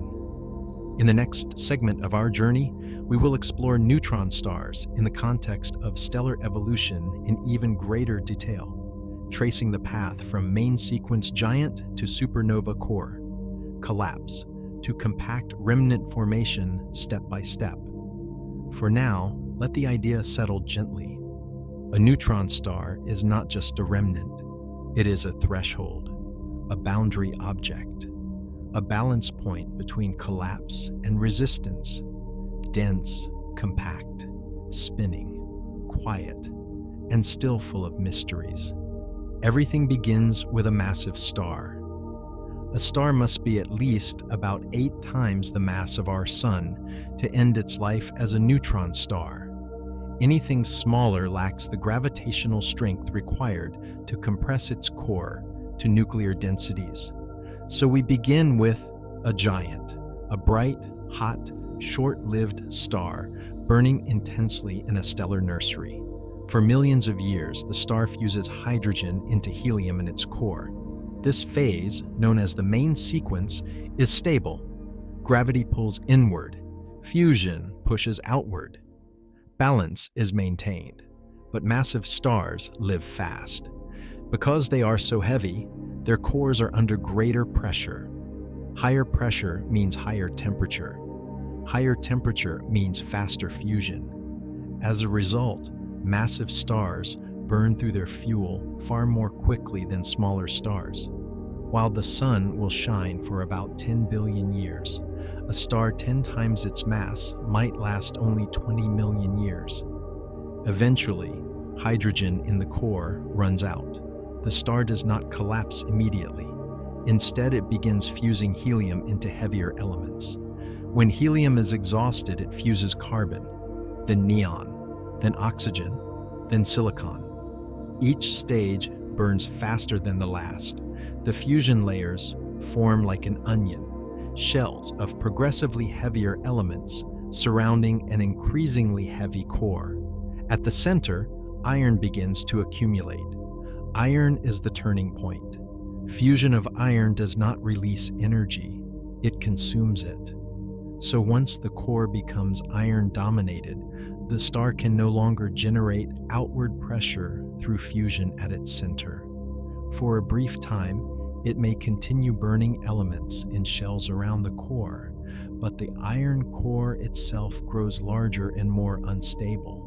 When the iron core reaches a critical mass, roughly 1.4 times the mass of the Sun, known as the Chandrasekhar limit, it can no longer support itself through electron degeneracy pressure. Gravity wins. Collapse begins suddenly. In less than a second, the core implodes. The density rises dramatically. Electrons are crushed into protons, forming neutrons and releasing neutrinos in vast numbers. The core shrinks from thousands of kilometers across to perhaps 20 kilometers in diameter. The collapse halts abruptly when neutron degeneracy pressure pushes back. The outer layers of the star, still falling inward at enormous speed, slam into the newly stiffened core. A shockwave forms. Neutrinos escaping from the core deposit additional energy into the surrounding material. The shockwave surges outward. The star explodes. This explosion, a core collapse supernova, can outshine entire galaxies for a short time. Heavy elements forged during the star's lifetime and during the explosion are blasted into space. The outer layers are dispersed into expanding clouds that may one day form new stars and planets. At the center, what remains is the neutron star. The entire transformation from stable giant to collapsed core unfolds in seconds. It is one of the most violent events in the universe, and yet what remains afterward is small, dense, and quiet. Let us pause on that contrast. A massive star may be millions of kilometers wide. The remnant neutron star is about 20 kilometers wide, yet the mass remains comparable. It is compression beyond intuition. Immediately after formation, the newborn neutron star is extraordinarily hot, billions of degrees internally. It emits a flood of neutrinos during its first tens of seconds. In fact, most of the gravitational energy released during collapse escapes in neutrinos, not in light. In 1987, when a supernova exploded in the Large Magellanic Cloud, known as Supernova 1987A, neutrino detectors on Earth recorded a brief burst of neutrinos. This detection confirmed theoretical predictions about core collapse physics and neutron star formation. Although the resulting neutron star from that event has not yet been clearly observed, evidence suggests it likely exists within the expanding remnant. Now consider the early rotation. Before collapse, the original star rotated slowly, perhaps once every few days. As the core shrinks dramatically, conservation of angular momentum causes rotation to accelerate. Like a spinning ice skater pulling in their arms, the neutron star spins faster as its radius decreases. A factor of hundreds or thousands in size reduction can translate into enormous increases in rotation rate. Thus, many newborn neutron stars spin rapidly. The magnetic field also intensifies during collapse. Magnetic flux conservation compresses the original stellar field into a far smaller region, amplifying its strength dramatically. The combination of rapid rotation and strong magnetic field produces powerful electromagnetic effects. Some newborn neutron stars immediately behave as pulsars. Others may be hidden behind dense supernova remnants, only becoming visible later as the surrounding gas expands and thins. In certain rare cases, if the collapsing core is slightly more massive than the neutron degeneracy limit allows, it may briefly form a neutron star, but then collapse further into a black hole. The dividing line between neutron star and black hole formation depends on complex explosion dynamics and fallback material. Stellar evolution is not always clean or predictable, but when the conditions are right, a neutron star survives. Now let us widen the view. Over cosmic time, countless massive stars have lived and died. Each one has contributed heavy elements to the galaxy. Each one may have left behind a compact remnant, neutron star, or black hole. The Milky Way, over its 13 billion year history, has likely produced hundreds of millions of neutron stars. Most formed early in galactic history, when star formation rates were higher. Today, new neutron stars continue to form, though at a slower rate, perhaps a few per century in our galaxy. When we look at the night sky, we see shining stars, but hidden among them are far more compact remnants, invisible unless they pulse, accrete, or merge. The galaxy is layered not only in space, but in time. Young stars, old stars, stellar remnants, expanding nebulae, compact objects drifting silently. Neutron stars are chapters in that layered history. Now let us consider what happens long after formation. A neutron star gradually cools. In its first million years, it radiates thermal energy relatively strongly in X-rays. After tens of millions of years, the cooling slows. The surface temperature may drop below 100,000 degrees. Eventually, the neutron star becomes faint, detectable only with sensitive instruments. If isolated, it may continue cooling for billions of years, slowly approaching thermal equilibrium with the surrounding interstellar medium. But if it has a companion star, a new phase may begin. As the companion evolves and expands, material may begin transferring to the neutron star. Accretion reignites high-energy radiation. The neutron star may spin up again, becoming a millisecond pulsar. Thus, even in old age, a neutron star can experience renewal. There is rhythm in these processes: formation, cooling, accretion, spin-up, slow down, merger. The life cycle of a neutron star can span billions of years, far longer than the short, brilliant life of its progenitor star. And yet eventually, every neutron star faces an ultimate fate. If left alone, it will cool indefinitely. If part of a binary, it may merge with another compact object. If it gains too much mass, it may collapse into a black hole. The universe allows transformation at every stage. As we move deeper into this extended exploration, notice how each layer connects to the previous one. Stellar fusion leads to iron accumulation. Iron collapse leads to supernova. Supernova leads to neutron star. Neutron star evolution leads to pulsars, magnetars, mergers. Mergers lead to heavy element creation. Heavy elements seed new stars and planets. The cycle continues. Neutron stars are not endpoints. They are transitions. They compress the past into dense memory. They influence the future through gravitational waves and enriched matter.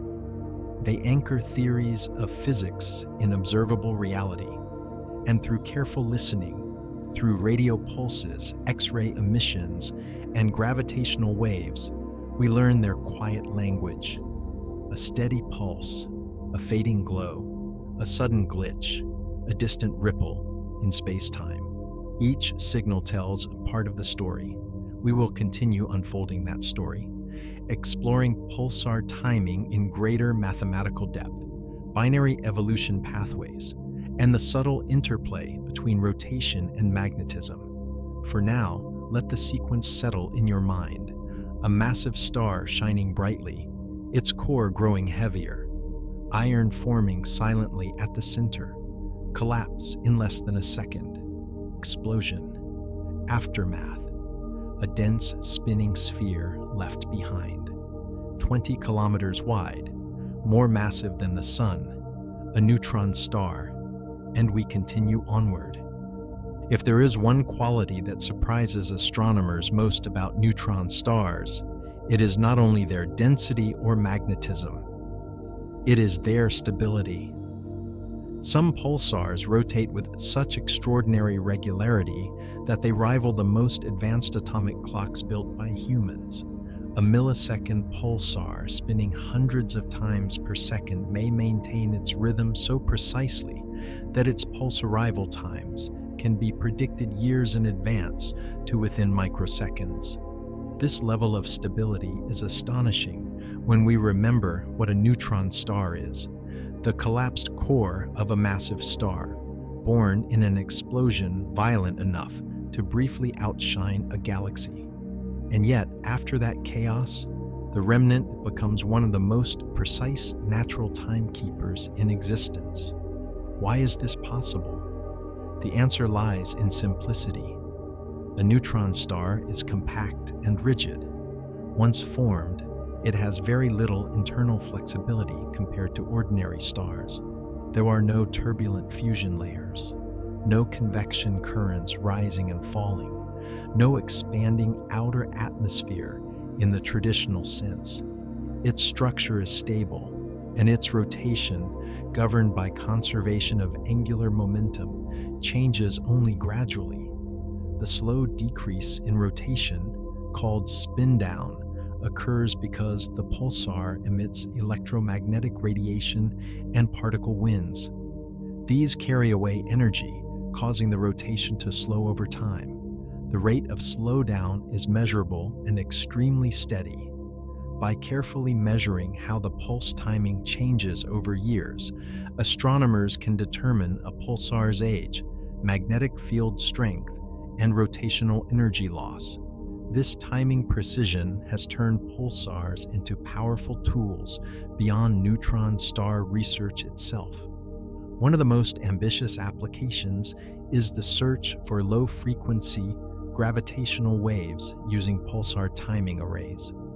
Imagine dozens of millisecond pulsars scattered across the galaxy, each ticking steadily. If a gravitational wave passes between Earth and those pulsars, it slightly stretches or compresses space-time along the path. This distortion changes the arrival time of pulses by tiny amounts, perhaps only tens of nanoseconds. By comparing timing data from many pulsars across the sky, astronomers can detect correlated variations that signal gravitational waves passing through our region of space. In recent years, evidence has emerged suggesting that a background hum of gravitational waves may have been detected using this method. These waves likely originate from supermassive black hole binaries in distant galaxies, systems entirely unrelated to neutron stars, yet detectable thanks to pulsar precision. Thus, neutron stars, though small, become instruments on a galactic scale. Let us now consider rotation limits. There is a theoretical maximum speed at which a neutron star can spin. If it rotates too quickly, centrifugal forces would overcome gravity at the equator, causing mass to shed outward. This breakup limit depends on mass and radius, but estimates suggest a maximum rotation period of roughly 1 millisecond. The fastest known neutron stars rotate slightly slower than this theoretical boundary, a reminder that nature often approaches limits without quite crossing them. Millisecond pulsars typically acquire their rapid spin through accretion from a companion star. As gas spirals inward, it transfers angular momentum, spinning the neutron star up like a flywheel. Once accretion stops, the neutron star remains rapidly spinning, sometimes for billions of years. Now let us explore magnetic field evolution more carefully. A young neutron star may begin with an immense magnetic field. Over time, this field can decay or rearrange. The mechanisms are complex and involve interactions between superconducting protons and superfluid neutrons in the core. In magnetars, field decay may power persistent X-ray emission even when rotation alone cannot explain observed luminosity. Magnetic energy, rather than rotational energy, becomes the dominant power source. This distinction leads to different observational classes of neutron stars. Rotation-powered pulsars, where energy comes primarily from spin-down. Accretion-powered neutron stars, where energy comes from infalling matter. Magnetars, where magnetic energy drives activity. Thermally emitting isolated neutron stars, where residual heat dominates.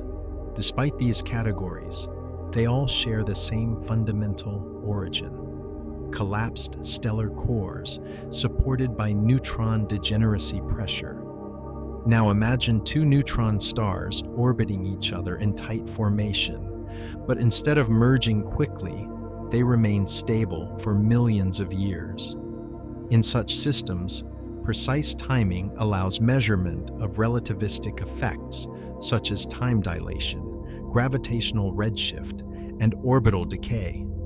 These measurements match general relativity with extraordinary accuracy.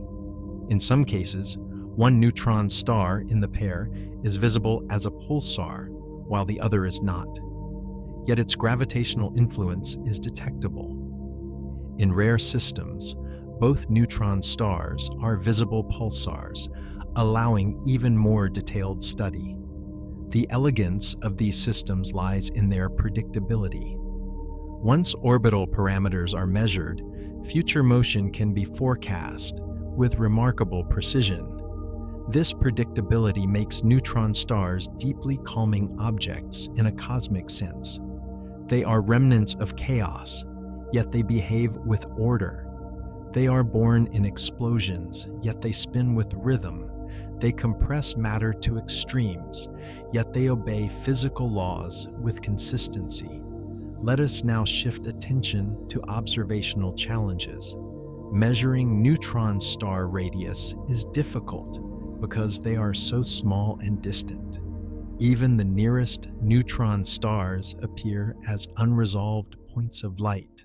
To infer size, astronomers rely on indirect methods, modeling X-ray pulse shapes, analyzing thermal spectra, or studying gravitational wave signatures from mergers. Recent space missions have improved radius estimates significantly. Even small changes in measured radius, differences of a kilometer or less, have major implications for dense matter physics. Each refinement narrows the possibilities for the equation of state. Now imagine the far future of neutron star research. As gravitational wave detectors become more sensitive, neutron star mergers will be detected more frequently. Each event will provide additional data on mass, tidal deformability, and post-merger behavior. Advanced X-ray observatories will refine measurements of surface emission. Radio surveys will uncover thousands more pulsars. Perhaps one day, a neutron star passing close enough for strong microlensing will allow direct mass measurement without reliance on binary systems. Science advances slowly but steadily, much like the gradual spin-down of a pulsar. Let us pause once more. The story of neutron stars is not only about extremes, it is also about precision and persistence. They are compact enough to stabilize rotation, dense enough to bend space-time measurably, magnetic enough to shape particle winds, massive enough to test relativity, and yet small enough to fit within a city's diameter. If you could hold a model of a neutron star in your hand, scaled appropriately, it would be a sphere, perhaps the size of a marble, representing something more massive than the sun. Scale in astronomy often defies intuition. Neutron stars compress solar mass into urban scale. Black holes compress it even further. White dwarfs expand it to planetary scale. Main sequence stars spread it across millions of kilometers. Different endpoints of stellar evolution illustrate how gravity shapes structure. As we continue toward our full-length exploration, we are gradually layering understanding: rotation, magnetism, structure, evolution, precision, merger, and future. There is no rush. Like a pulsar's steady ticking, we move forward rhythmically. A pulse, a rotation, a slowing fraction of a second, a gravitational ripple passing silently through space. Neutron stars endure across billions of years. Small, dense, exact, measured, quiet beacons in the cosmic dark, and we continue further still. When people imagine a star, they often imagine something like a glowing ball of gas. And for most stars, that image is close enough. But a neutron star is different. A neutron star has a surface. It has a crust. It has a kind of interior ocean, though not of water, an ocean of particles. And deeper still, it may have layers that behave like superfluids and superconductors. In other words, a neutron star is not just a ball of gas. It is a compact, layered object with phases of matter that are almost alien. The crust, for example, is solid, but it is not solid like rock on Earth. It is a crystal lattice of nuclei, squeezed together by gravity so strong that the usual gaps between atoms have essentially vanished. Imagine a material where atoms are not politely spaced by electron clouds, but forced shoulder to shoulder in a compressed, orderly pattern. The electrons are present too, but they are not bound to individual atoms in the ordinary way. They form a degenerate electron sea, roaming under extreme pressure. This crust is thought to be extraordinarily strong, not necessarily because it feels hard, but because the atomic structure is locked in place by pressure that dwarfs any ordinary mechanical forces. The crust can support stress, it can crack, it can quake, it can break and release energy. And when it does, the star can briefly flare. Now, if we move deeper, the idea of solid begins to blur. As pressure increases, nuclei become more neutron-rich. Eventually, neutrons drip out of nuclei as though the nuclei are so saturated with neutrons that they can no longer hold them. The result is a region where you have heavy nuclei embedded in a sea of free neutrons. This is the inner crust. Here matter is partially structured, a lattice of nuclei, but surrounded by a neutron fluid. And not just any fluid. Under the conditions inside a neutron star, those free neutrons are believed to form a superfluid. Superfluidity is one of the quiet wonders of physics. A superfluid flows without viscosity, without internal friction. On Earth, we see superfluidity in liquid helium at extremely low temperatures, but in neutron stars, superfluidity occurs not because the star is cold in an ordinary sense, but because quantum mechanics dominates the behavior of particles under extreme density. A superfluid does not rotate like ordinary fluids. Instead, it forms quantized vortices, tiny, perfectly organized whirlpools. These vortices are how the superfluid stores angular momentum. And this is where neutron stars become even more interesting, because the crust can slow down gradually due to magnetic braking, while the superfluid interior may not slow at the same rate. The vortices can pin to the crust or to nuclear structures in the inner crust, locking the superfluid's rotation in place temporarily. Over time, tension builds. Then, sometimes, something gives. A vortex unpins, or many vortices unpin at once. Angular momentum transfers from the superfluid to the crust. The crust suddenly spins slightly faster.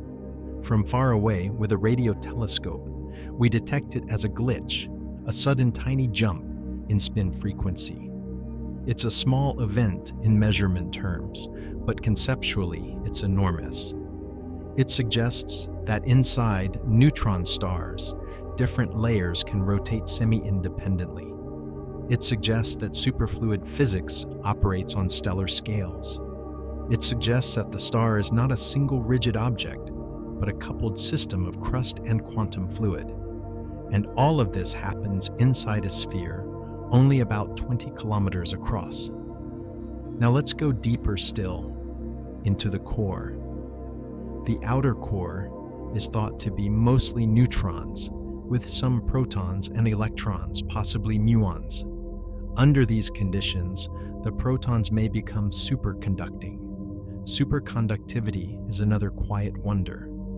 In a superconductor, electrical current flows without resistance. Once established, currents can persist without losing energy. In neutron stars, superconducting protons may form structures that trap magnetic flux into tubes. Magnetic flux tubes that thread through the star like organized strands. This matters because neutron star magnetic fields are not just painted on the surface. They live in the interior. They evolve, they shift. They can become tangled or migrate. How they move depends on whether the protons are superconducting and how the superfluid neutrons interact with them.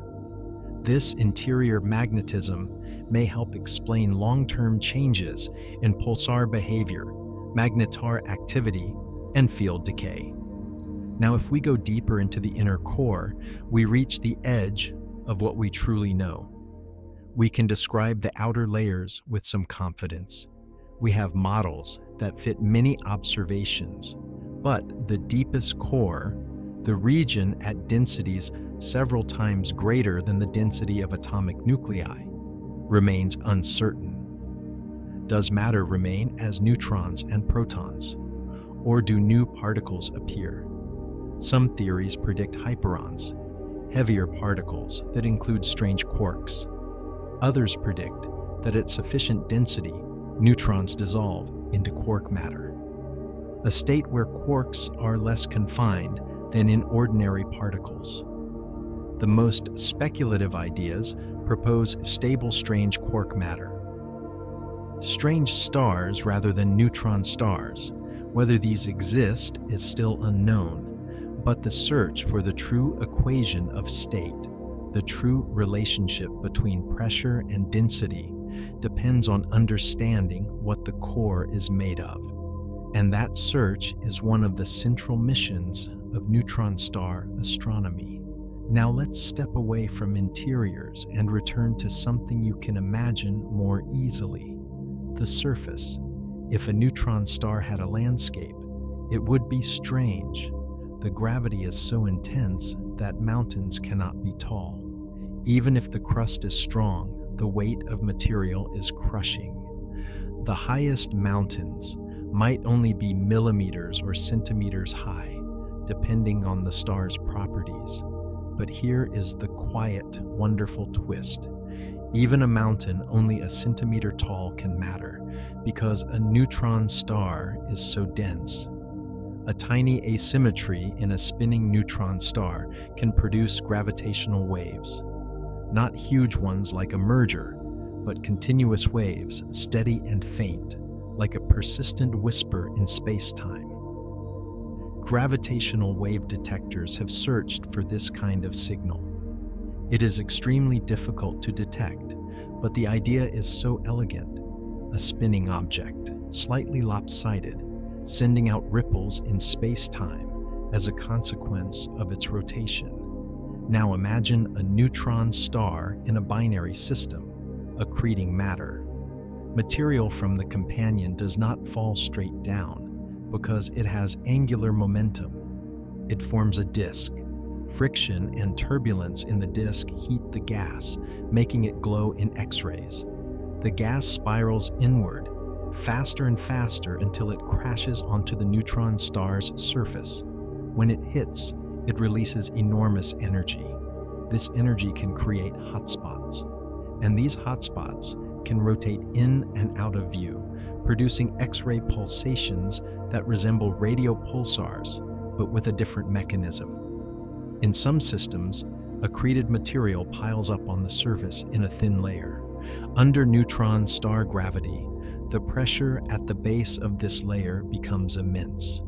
Hydrogen and helium can ignite in runaway fusion reactions, thermonuclear bursts.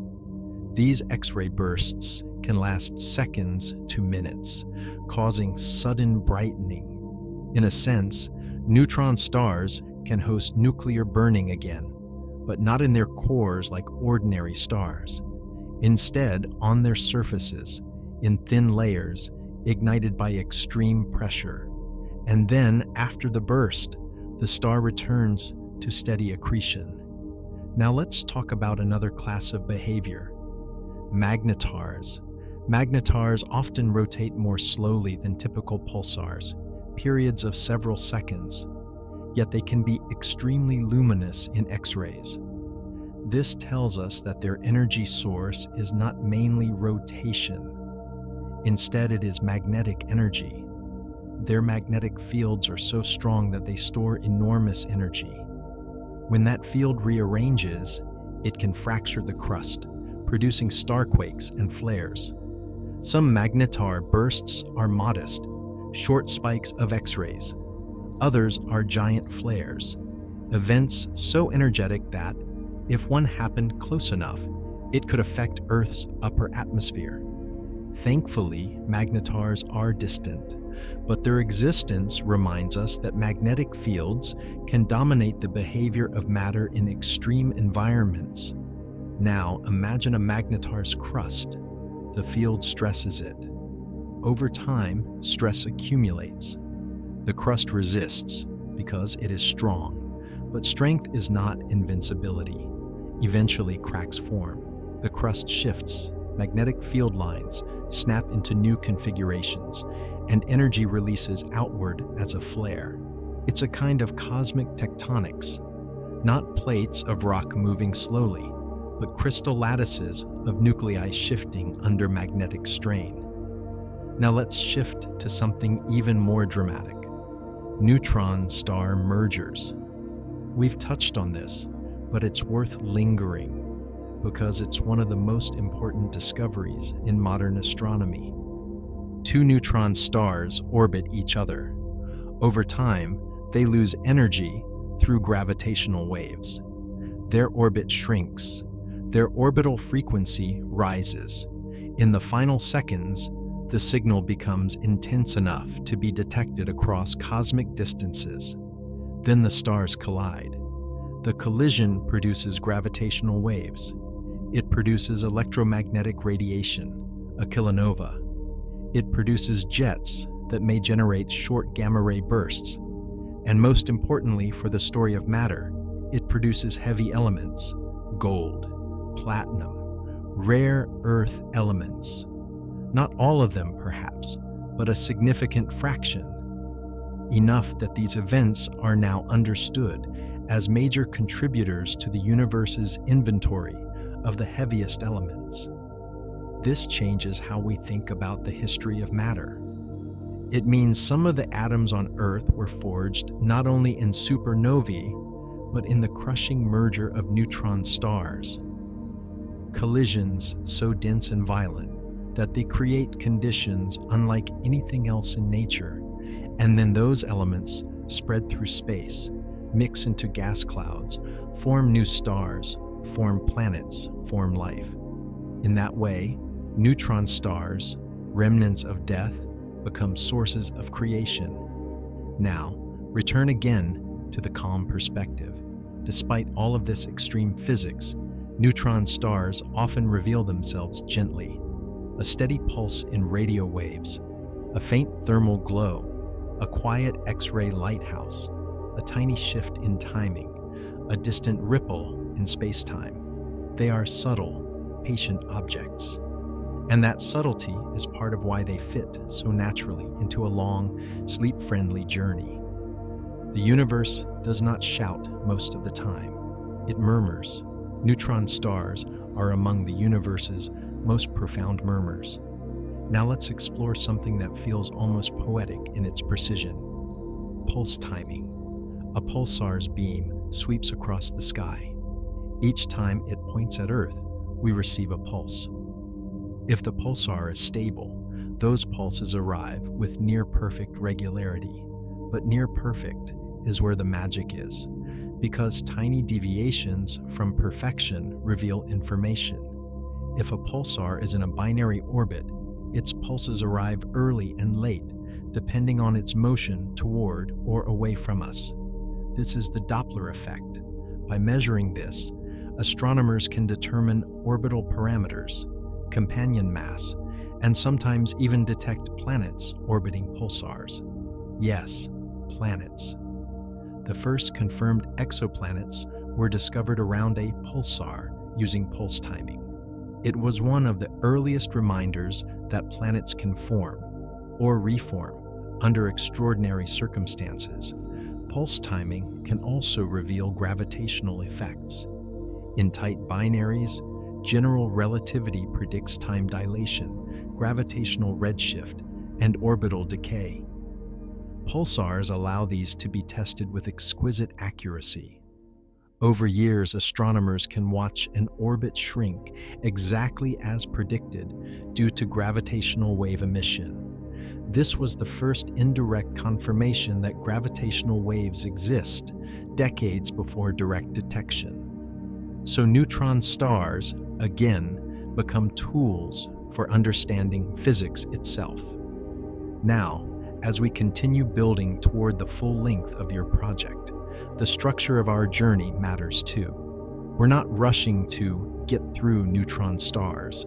We're layering them: density, formation, rotation, magnetism, interior phases, binary evolution, timing precision, mergers, element creation, physics at extremes. Each layer reinforces the next, like a calm spiral. And now we keep going. In the next segment, we'll explore how neutron stars relate to black holes in terms of observational signatures, how astronomers tell the difference, how accretion behaves differently when there is a surface, and why having a surface changes everything. As we move forward, let's place neutron stars beside their darker cousins, black holes, and explore how astronomers tell them apart, especially when both can appear as small, massive objects pulling gas from a companion star, because from far away, a compact object in a binary system can look deceptively similar. You might see a bright accretion disk glowing in X-rays. You might detect jets. You might measure a companion star wobbling under gravity. And yet the central object could be either a neutron star or a black hole. So what's the difference observationally? The simplest difference is this: a neutron star has a surface, a black hole does not. That single fact changes almost everything. When gas falls toward a black hole, it can heat up and glow while spiraling inward. But once it crosses the event horizon, it disappears from view. There is no hard surface for gas to strike. There is no sudden impact flash from material crashing into something solid. With a neutron star, there is.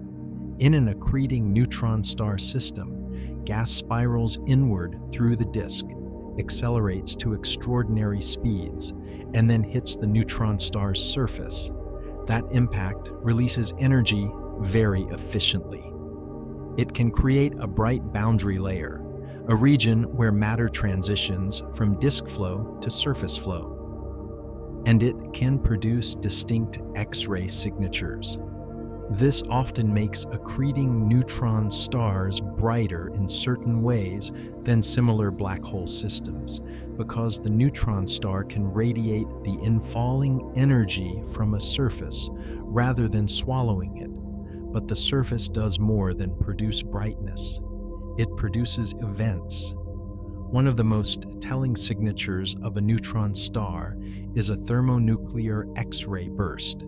These bursts happen when hydrogen and helium pulled from a companion star accumulate on the neutron star's surface.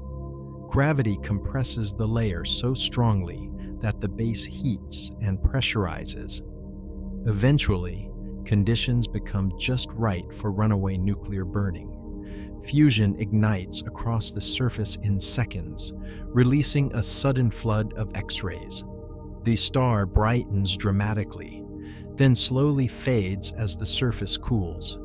Black holes can't do this because black holes have no surface for fuel to pile up on. So when astronomers see repeated thermonuclear bursts from a compact object in a binary system, they can be confident.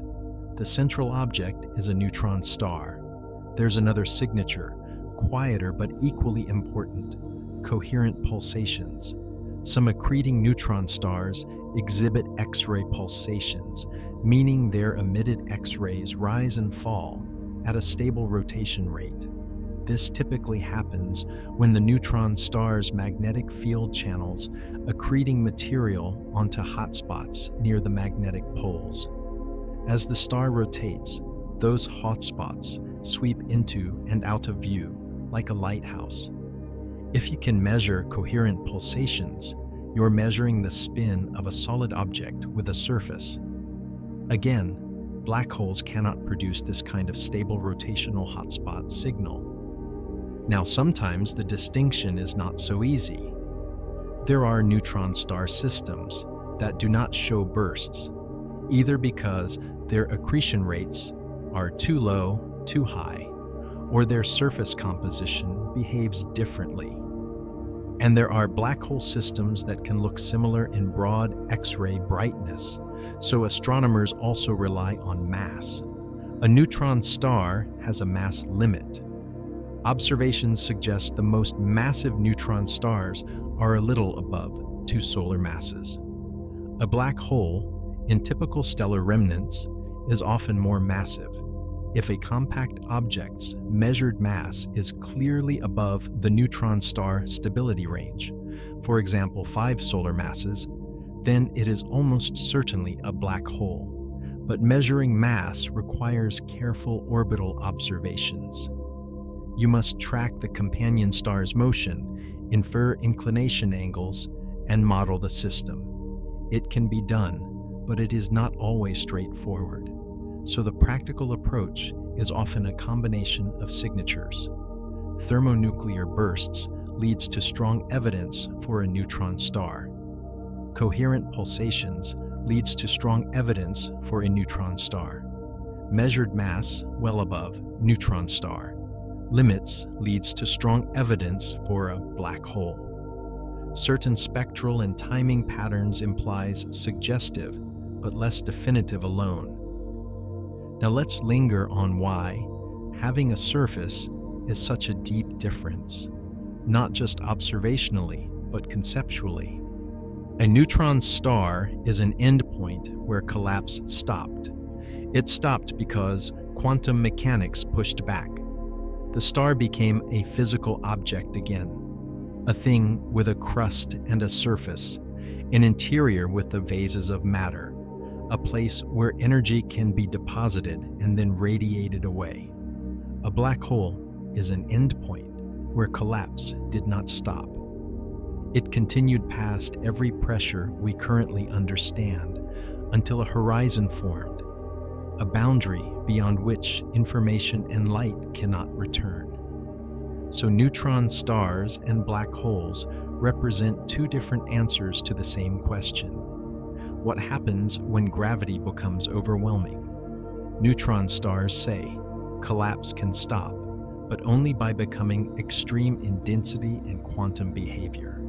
Black holes say collapse can pass beyond any surface we can observe, and yet both often live in the same kinds of environments: binary systems, accretion disks, galactic centers, stellar graveyards.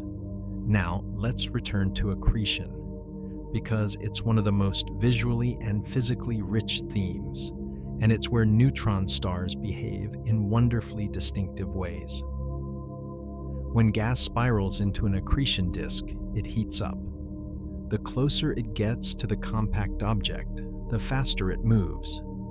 In the inner disk, velocities become a significant fraction of the speed of light. The gas becomes a plasma, turbulent and luminous. Around a neutron star, something special happens near the end of that journey. The disk cannot simply continue all the way down to the surface without adjustment, because the neutron star is rotating and has a magnetic field. Depending on the field strength and accretion rate, the inner disk may be disrupted. Gas may be funneled along magnetic field lines, falling in arcs toward the poles. That flow creates hotspots, pulsations, and bursts. Even if the magnetic field is weaker, the presence of a surface creates a boundary layer where the disk's orbital motion must convert into surface motion. That conversion releases heat and produces distinct X-ray spectral components. So a neutron star system can announce itself through the behavior of its disk. Now, there's a calm but powerful point here. Neutron stars turn infalling matter into information, because matter doesn't vanish into a horizon. It hits a surface, it heats, it burns, it radiates. We can observe the consequences and infer properties of the star beneath. This is why neutron stars are such valuable laboratories. They are extreme, but they still let us look. Now let's consider the language of timing again, because timing is often how neutron stars reveal their identity, even when light is ambiguous. A neutron star's rotation can modulate emission in multiple ways: radio pulses from magnetospheric beams, X-ray pulsations from accretion hotspots, burst oscillations during thermonuclear flashes, quasi-periodic oscillations from inner disk dynamics interacting with gravity and rotation. These patterns occur at frequencies tied to the star's mass, radius, magnetic field, and spin. In black hole systems, you can also see variability, including quasi-periodic oscillations. But the absence of surface-link signals changes the vocabulary. The timing signatures do not lock to a stable surface spin in the same way, because there is no surface.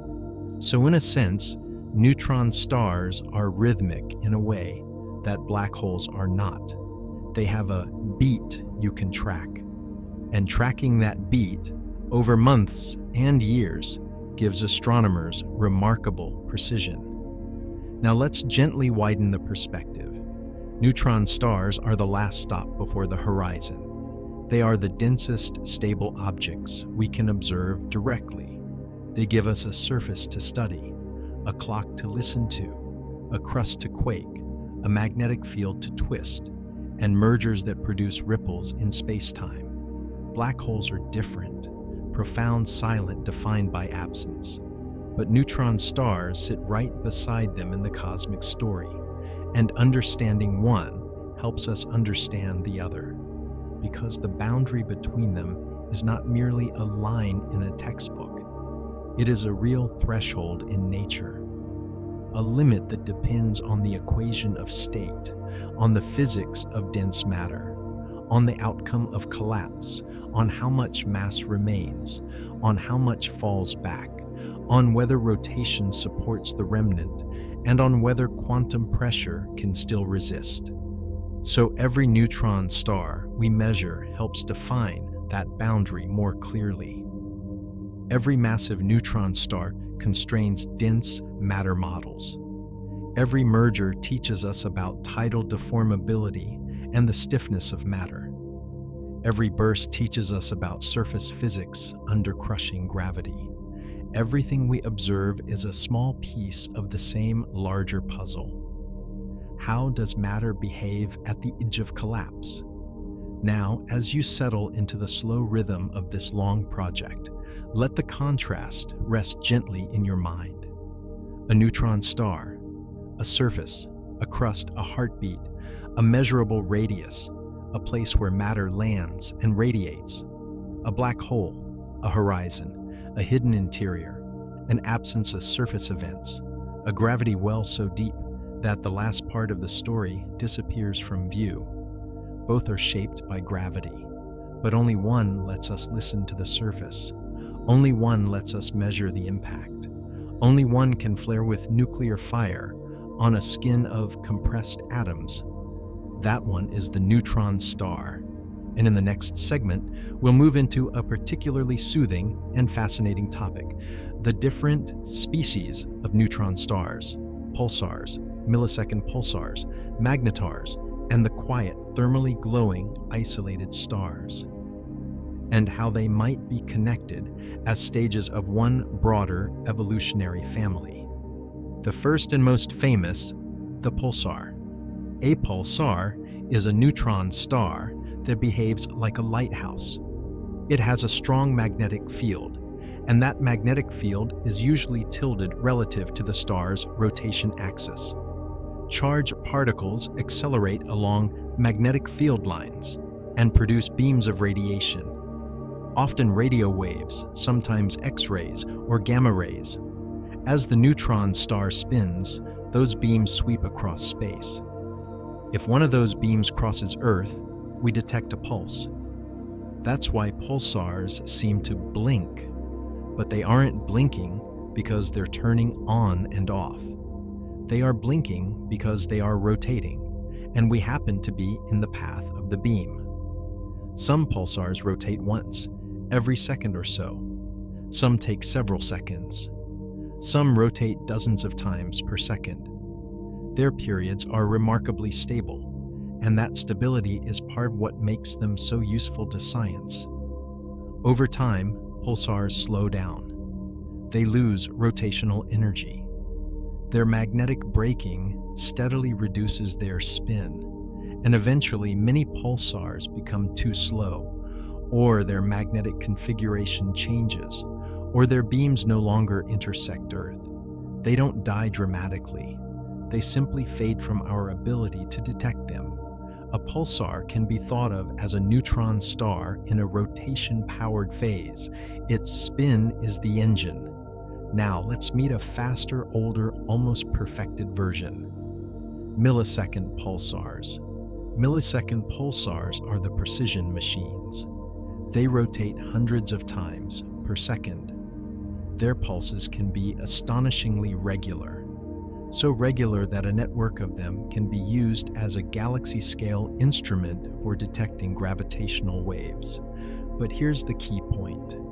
Most millisecond pulsars are not born spinning that fast. They are recycled. A typical story goes like this. A neutron star forms in a supernova, becomes a normal pulsar, and gradually slows down over millions of years. Then, if it has a companion star, that companion evolves and begins transferring material onto the neutron star. The neutron star accretes gas and angular momentum. Like pushing a merry-go-round again and again, the accretion spins it back up. The neutron star becomes a millisecond pulsar. So millisecond pulsars are often older neutron stars that received a second life through accretion. Their magnetic fields also tend to be weaker than those of young pulsars, which may be part of why they can become such stable, long-lived clocks. If normal pulsars are energetic and youthful, millisecond pulsars feel like calm endurance. Now we move to the most intense and dramatic species, magnetars. Magnetars are neutron stars ruled by magnetic energy. They may rotate more slowly than many pulsars, and periods of a few seconds are common, yet they can shine brightly in X-rays and produce violent bursts. This tells us something important. Their main power source is not rotation. It is the magnetic field itself. A magnetar's field can be so strong that it stresses the crust like a vise. Over time, the crust may fracture in starquakes. Magnetic field lines can suddenly rearrange, releasing energy as bursts of X-rays or gamma rays. The biggest of these, giant flares, can be staggeringly powerful. Magnetars feel like storm stars. A pulsar is a steady lighthouse. A magnetar is a lighthouse that sometimes cracks, shifts, and flashes. They are also relatively rare and likely relatively short-lived in their active magnetar phase because the field can decay over hundreds of thousands of years. Now let's meet the quietest type. Thermally emitting isolated neutron stars. These are sometimes called cooling neutron stars, or informally, the quiet embers. They may not pulse strongly in radio. They may not accrete from a companion. They may not burst like magnetars. Instead, they glow faintly with residual heat, a soft thermal X-ray emission, slowly fading as the star cools over time. They are difficult to detect because their light is subtle, but they are incredibly valuable because their thermal spectra can help constrain neutron star radius and surface properties, which ties directly into the equation of state, the deep question of what dense matter is made of. These neutron stars are like the long afterglow of a supernova distilled into a small, fading point. Now here is the calming big picture idea. These may not be separate kinds, but stages many astronomers suspect that at least some of these categories are evolutionary phases.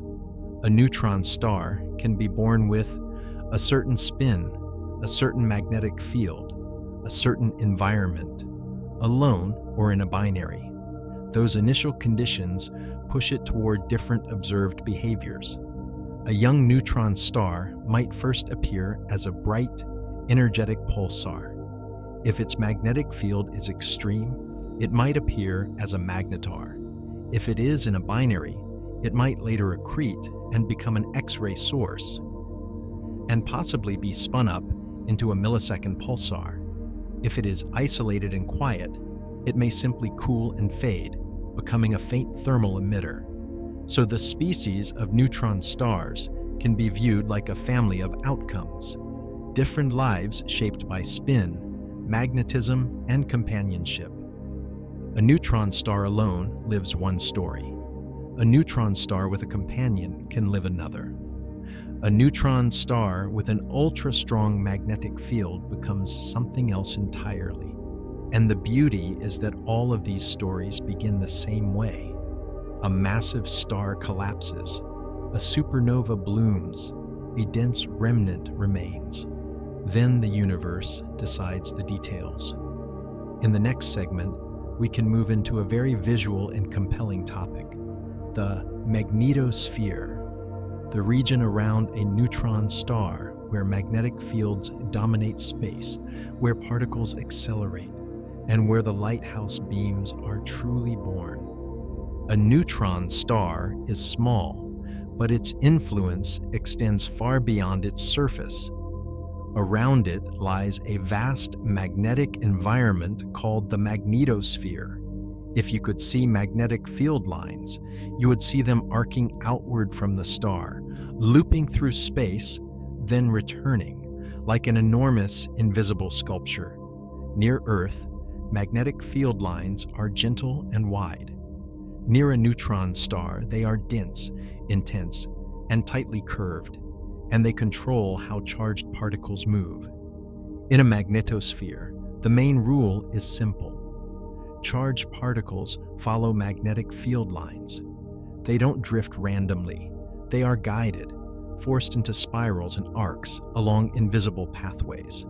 And because a neutron star's field is so strong, those pathways are not subtle. They are dominant. Now add rotation. A pulsar is not just magnetized. It is spinning, sometimes several times per second, sometimes hundreds. That rotation means the magnetic field is sweeping through space. And when a magnetic field sweeps through space, it generates electric fields. So in the magnetosphere of a rotating neutron star, you don't just have magnetism, you also have powerful electric acceleration. This is where the lighthouse begins. Near the neutron star, the magnetic field is anchored in the crust. The star rotates, and the field rotates with it. But the magnetosphere is filled with plasma, charged particles, and that plasma tries to respond. In many regions, the rotation drags the magnetosphere along, almost like the star is trying to pull space itself into motion. There is a boundary that becomes important here. The light cylinder. The light cylinder is an imaginary distance from the star where correlation with the neutron star would require moving at the speed of light. Inside this cylinder, magnetic field lines and plasma can be forced into partial correlation. Outside it, correlation breaks down because nothing with mass can rotate faster than light. This boundary shapes the whole magnetosphere. Inside it, the field behaves like a rotating framework. Outside it, field lines can open up, stretching outward and carrying energy away. And this is where a pulsar begins to act, not only like a lighthouse, but like a generator. A rotating magnetic field is, in a very real sense, a dynamo. It can accelerate particles to incredible energies. Those particles then emit radiation, radio waves, X-rays, gamma rays, depending on the details of their motion and energy.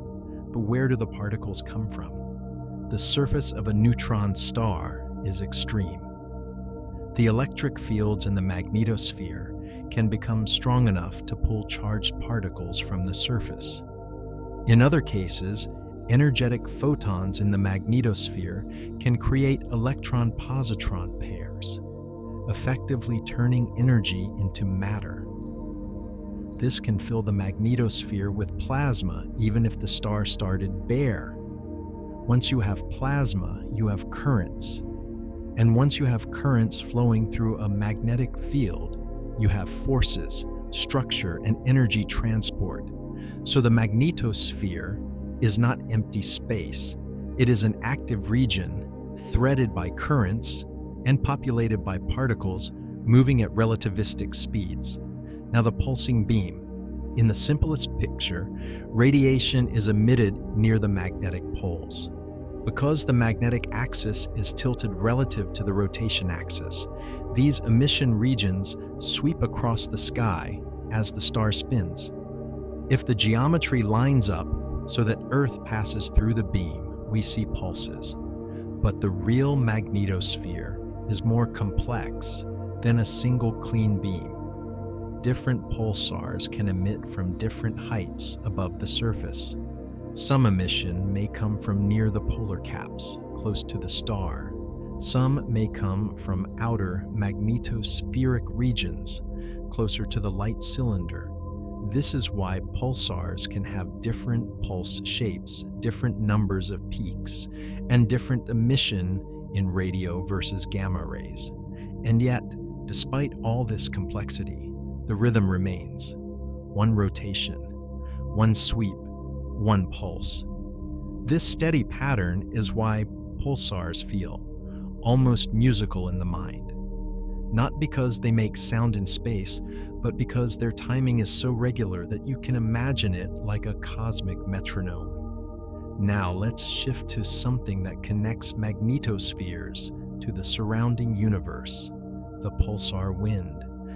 A neutron star's story becomes even more intricate when it shares its life with another star. Binary evolution is one of the main reasons neutron stars can appear so different from one another. Two neutron stars may have formed in nearly the same way, from similar supernovae, yet one becomes a steady radio pulsar drifting alone, while another becomes a millisecond pulsar ticking like an atomic clock, and another becomes an X-ray source with bursts and flares, simply because of companionship. So let's move slowly through the main binary pathways, like tracing branching rivers back to the same source. We begin with a pair of ordinary stars born together in the same gas cloud. In many star-forming regions, stars form in binaries or multiple systems. If the two stars are close enough, their evolution becomes linked. Gravity binds them, and as time passes, each star changes, swelling, shedding mass, and affecting the other. Now imagine one of the two stars is more massive. It evolves faster. It leaves the main sequence first, expands into a giant, and eventually develops a heavy core. If it is massive enough, it undergoes core collapse and explodes as a supernova. That first supernova is already a major moment in the binary's history. The explosion can disrupt the system entirely. If too much mass is lost too quickly, gravity can no longer hold the pair together, and the companion star flies off on its own, while the newborn neutron star rockets away in another direction. But sometimes the system survives. It survives if enough mass remains gravitationally bound, and if the kick given to the neutron star during the explosion does not break the orbit. Surviving that first supernova is like passing through a narrow gate. Many binaries do not make it, but those that do become some of the most important systems in astrophysics. After the explosion, you now have a neutron star orbiting an ordinary star.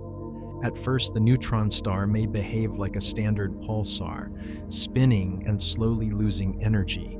But time continues, and the companion star eventually evolves too. As the companion star ages, it swells. Its outer layers expand.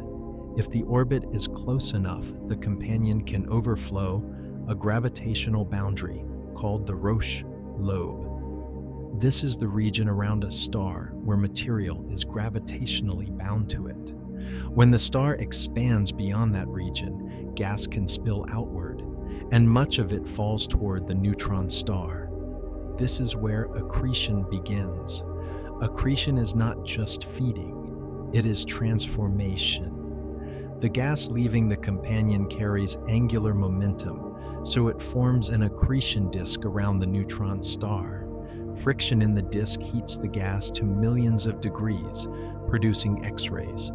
The inner disk may be disrupted by the neutron star's magnetic field, funneling plasma onto hot spots near the magnetic poles.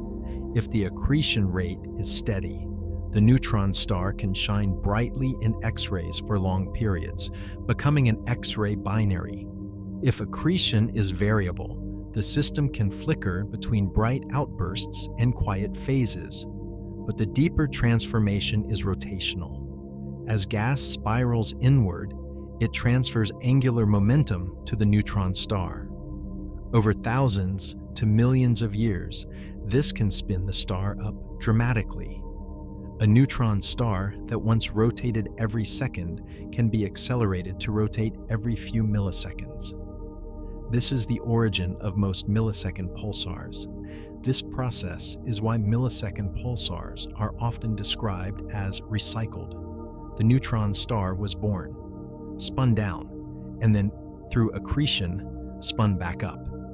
It becomes a new object observationally, faster, more stable, often with a weaker magnetic field. That weaker magnetic field is another key piece. Young neutron stars often have very strong magnetic fields, but many millisecond pulsars appear to have significantly weaker fields.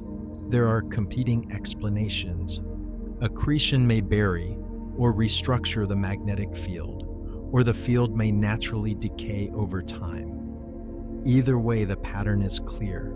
The fastest, most stable pulsars often have comparatively lower magnetic field strengths. Now, let's pause and appreciate the calm logic of this pathway. A massive star collapses into a neutron star. The neutron star spins and slows. A companion ages and begins to transfer matter. Accretion lights up the system in X-rays. Angular momentum spins the neutron star up again. Accretion eventually ends. The neutron star remains as a millisecond pulsar. That single pathway explains a large fraction of the most precise cosmic clocks we know. Now consider a different branch. What if the companion star is also massive? Then the companion itself may later undergo core collapse. This creates one of the rarest and most important systems, a double neutron star binary. The formation of a double neutron star system requires surviving not one supernova, but two. The first creates the initial neutron star. The system must remain bound. Then the second star evolves, collapses, and explodes. The second explosion must also leave the system bound. This is extraordinarily unlikely, yet it happens. And when it does, the result is a pair of neutron stars orbiting each other, slowly losing energy via gravitational waves. Over millions or billions of years, the orbit shrinks, and the stars ultimately merge. These double neutron star systems are the direct progenitors of the gravitational wave events detected in modern observatories. They are, in a sense, long-term cosmic countdowns. They tick away in orbital decay, their final moments written in space-time ripples long before we ever detect them. Now there is another common branch, neutron star plus white dwarf systems. If the companion star is not massive enough to form a neutron star, it will eventually become a white dwarf. Many millisecond pulsars are found in orbit with white dwarfs. These systems often represent the endpoint of the recycling process. The companion star has donated mass and angular momentum, then shed its outer layers and settled into a compact, inert white dwarf. The system becomes relatively quiet, a millisecond pulsar ticking steadily, orbiting a white dwarf remnant. These systems are wonderful for precise measurements. Because their orbits are stable and their timing is precise, they can be used to test gravity, measure masses, and study stellar evolution pathways. Now consider a rarer, more dramatic possibility: neutron star plus black hole binaries. These are harder to find and may be less common, but they are a major target for both electromagnetic and gravitational wave observatories. If a neutron star orbits a black hole, the system can produce strong gravitational waves when it merges. Depending on mass ratio and spin, the neutron star may be tidally disrupted before being swallowed, producing electromagnetic signals and potentially forging heavy elements. Whether heavy element production occurs depends on details. If the neutron star is swallowed whole without disruption, the event may be quieter and light. If it is torn apart, a kilonova may result. The difference depends on black hole mass and spin and neutron star compactness. This is another place where neutron star physics affects what we see. The same neutron star with the same equation of state can produce different merger outcomes depending on whether it is more compact or less compact, which is exactly why gravitational wave observations of tidal deformability are so valuable. Now slow down again and look at the bigger theme. Binary evolution creates diversity. It takes the same basic object, a neutron star, and gives it different life experiences. Alone, it cools and spins down quietly. With a low mass companion, it may accrete, burst, and be recycled into a millisecond pulsar. With a massive companion, it may become part of a double neutron star system destined to merge. With a black hole companion, it becomes part of a relativistic system with dramatic final outcomes. This is why neutron star populations look so varied across the sky. They are not different because neutron stars are inconsistent. They are different because the universe gives them different contexts. Environment matters. Now let's add one more subtlety, the common envelope phase. In many binary evolution models, there is a stage where one star expands so much that it engulfs its companion in a shared envelope of gas. Both objects orbit within that envelope. Drag forces cause the orbit to shrink, and energy deposited into the envelope can eject it into space.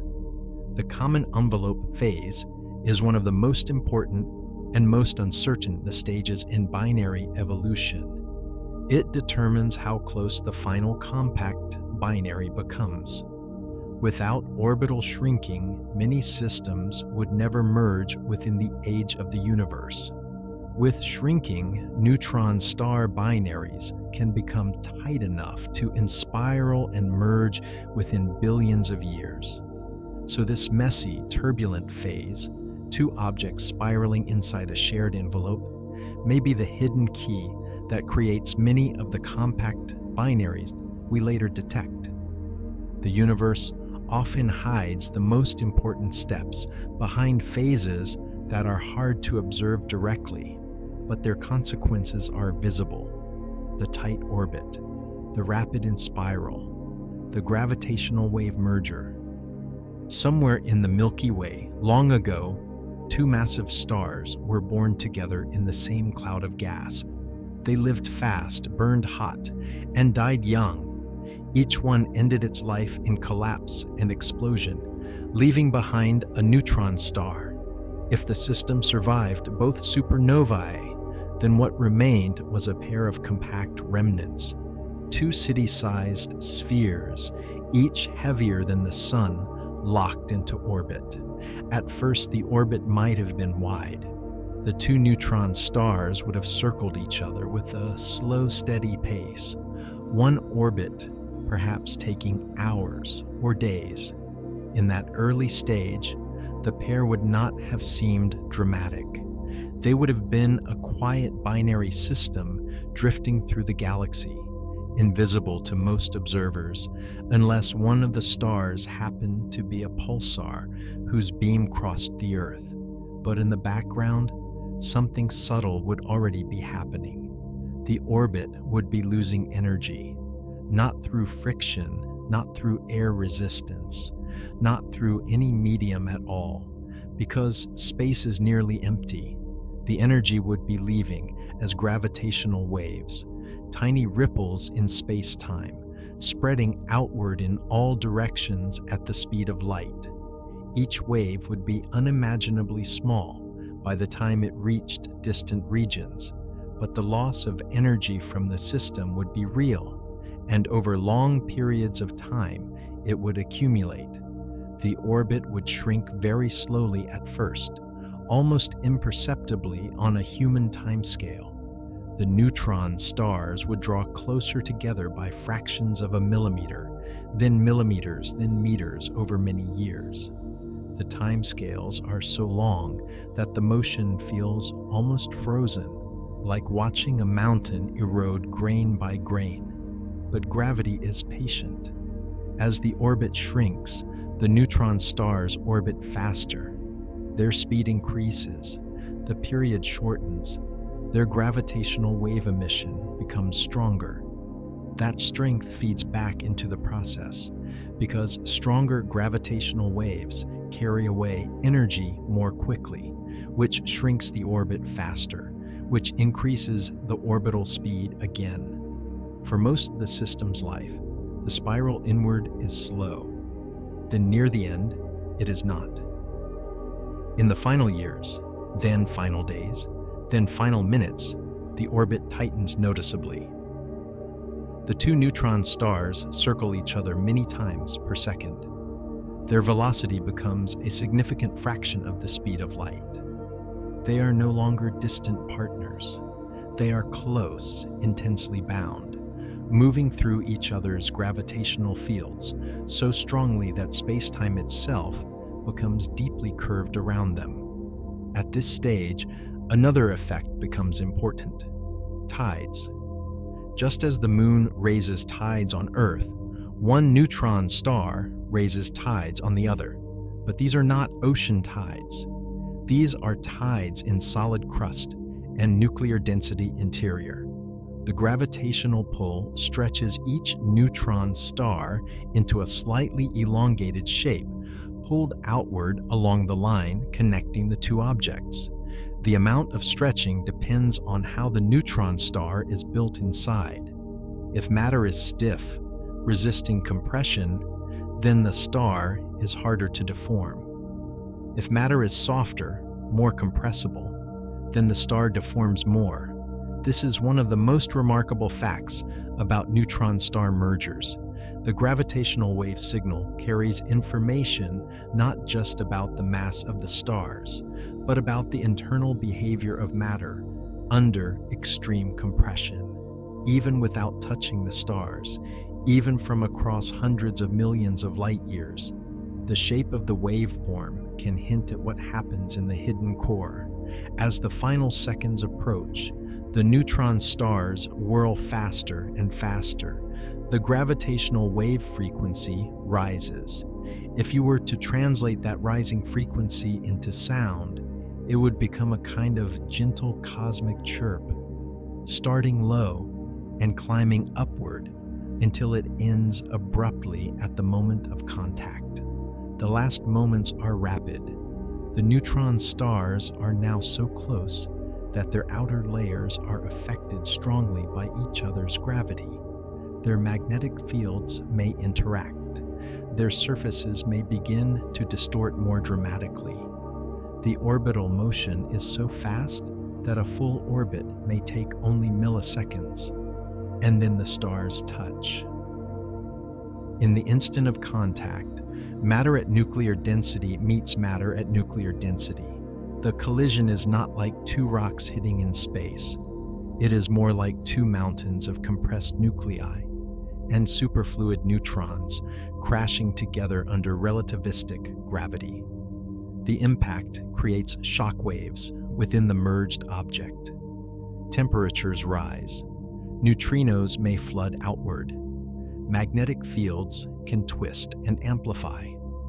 The two separate neutron stars become one. For a brief time, that merged object may be something extraordinary, a hypermassive neutron star supported temporarily by rapid rotation and internal pressure. It may be unstable, trembling at the edge of collapse. It may survive only milliseconds or seconds or longer, depending on the total mass and on how stiff dense matter is. In some mergers, collapse to a black hole happens quickly. In others, the merged remnant persists longer, spinning rapidly, radiating energy, and driving outflows of matter. The details vary, but one outcome is almost always present. Matter is ejected. Some material is flung outward by tidal forces before the full collision completes, like a stream pulled away from the outer edges. Some is blasted outward by shock waves at the moment of merger. Some is driven out later by winds from the hot remnant and its surrounding debris disk. This ejected material is special. It is neutron-rich in a way that ordinary matter is not. It contains an abundance of free neutrons, and in the cooling, expanding cloud, those neutrons can be captured rapidly by atomic nuclei. This process, called rapid neutron capture, builds heavier and heavier elements in a cascade. This is one of the most profound connections in modern astrophysics. Neutron-star mergers can create many of the heaviest elements in the universe. Gold, platinum, and many rare earth elements require environments with intense neutron flux. Supernovae can contribute, but neutron-star mergers provide an especially efficient factory for these heavy atoms. In the aftermath, the newly formed nuclei are often unstable. They decay radioactively, releasing energy. That energy heats the ejecta, and the heated ejecta glows. This glow is the kilonova. A kilonova is not as bright as a supernova, but it can still be brilliant on a cosmic scale. Bright enough to be seen across vast distances with sensitive telescopes. The light can evolve over days as the ejecta expands and cools. The color can shift because different elements have different opacities, absorbing and re-emitting light in different ways. In some cases, the early emission is bluer, then it becomes redder as heavier elements dominate the radiation transport. Over time, the glow fades, but the matter remains. The ejecta continues expanding outward, mixing into interstellar space. It becomes part of the galaxy's chemical inventory. It drifts through gas clouds. It may become part of a future generation of stars and planets. This is how distant violence becomes quiet creation. The merger is brief, but the consequences are long. And there is another messenger besides light, the gravitational waves. After the merger, the universe leaves behind more than heavy elements and fading light. It also leaves behind a remnant. Sometimes that remnant is a black hole formed almost immediately, a quiet horizon sitting at the center of expanding debris.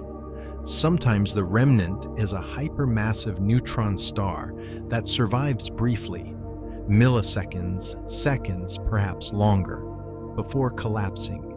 And in some scenarios, if the total mass is low enough and the internal pressure strong enough, a massive neutron star may remain stable for a long time. The exact outcome depends on an invisible detail: how matter behaves at the highest densities. This brings us back to the equation of state, but now it feels less like an abstract physics term and more like a real deciding factor in the universe. If dense matter is stiff, it resists compression strongly. A stiff equation of state allows neutron stars to be larger in radius for a given mass, and it can raise the maximum stable mass before collapse. If dense matter is softer, neutron stars are more compact, and the maximum stable mass is lower. So in the final moments after a merger, the equation of state helps decide whether the remnant holds together or collapses. And this matters because the remnant affects the outflows. A longer-lived neutron star remnant can drive stronger winds. It can energize surrounding debris. It can alter the distribution of ejected matter. It can change the kilonova's brightness and color evolution. Even if the remnant survives only seconds, those seconds can shape what we observe. In this way, the hidden core physics reaches outward and becomes visible in the sky. Now, if we step away from mergers and return to individual neutron stars, we find another quiet theme that stretches a long way: cooling. Cooling is slow, steady, and perfect for calm narration because it's an unfolding rather than an event. A newborn neutron star begins extremely hot. The interior temperatures are immense after collapse, but most of that initial energy escapes quickly in the form of neutrinos. Neutrinos are almost ghost-like. They interact weakly with matter, which means they can carry energy away directly from the dense interior. In the first tens of seconds after formation, the neutron star radiates an enormous neutrino burst. After that, neutrino emission continues to dominate cooling for thousands of years, depending on internal composition and processes. As the star cools, it begins to radiate more in photons, electromagnetic radiation, from the surface. That surface emission, often in X-rays for young neutron stars, gradually fades over time. Astronomers can observe some neutron stars at different ages and compare their temperatures. These observations create cooling curves, graphs of temperature versus time, that reveal information about the star's interior. Some neutron stars cool faster than others.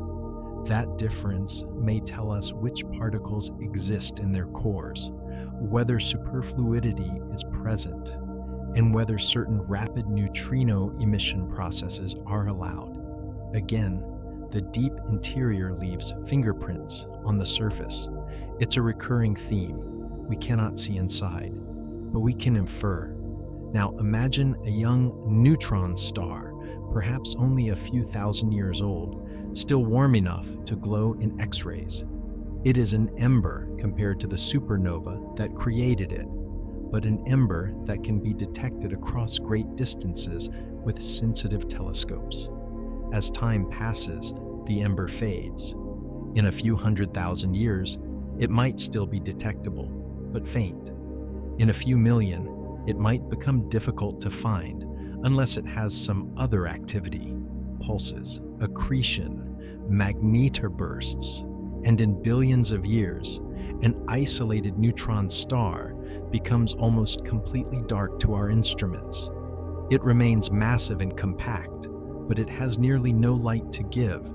Yet even a dark neutron star can still be discovered, in principle, through gravity.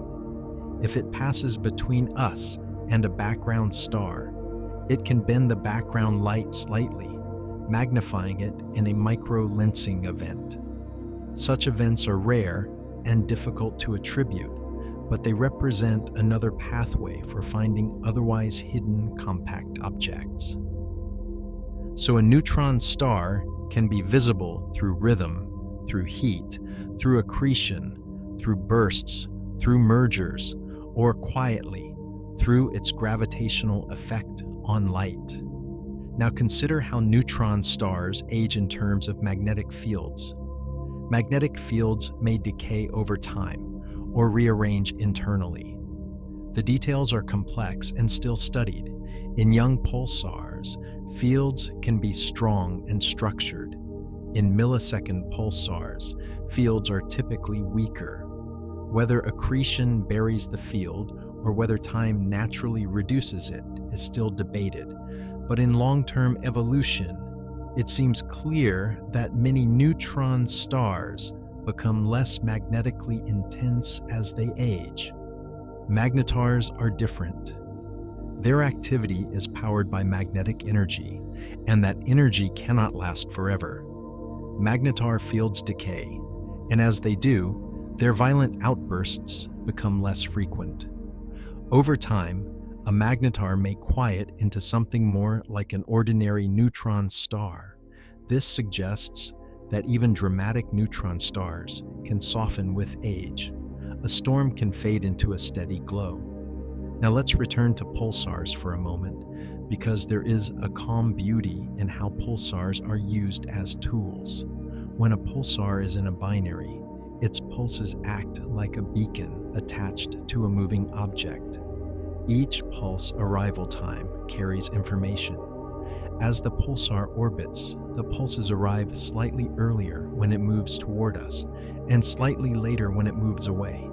This Doppler shifting allows astronomers to map orbital motion precisely. In tight relativistic binaries, pulse timing reveals effects predicted by general relativity, gravitational redshift, time dilation, orbital decay, and the precession of orbital ellipses. In some systems, the pulsar's beam passes close to its companion, and the signal is delayed by the companion's gravity, a phenomenon called the Shapiro delay. Measuring this delay gives precise mass estimates. So in a calm sense, pulsars are not just objects. They are measuring devices embedded in the cosmos. They let us weigh stars. They let us test gravity. They let us detect space-time ripples indirectly.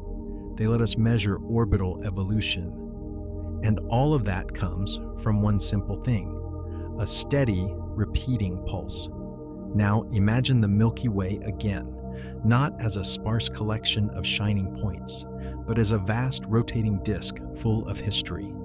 In its spiral arms, new stars are forming. In its older regions, stars are aging and dying. In its halo, ancient objects orbit slowly. And scattered through all of it are neutron stars. Some are young and energetic. Some are old and faint. Some are in binaries. Some are alone. Some are silent. Some are rhythmic.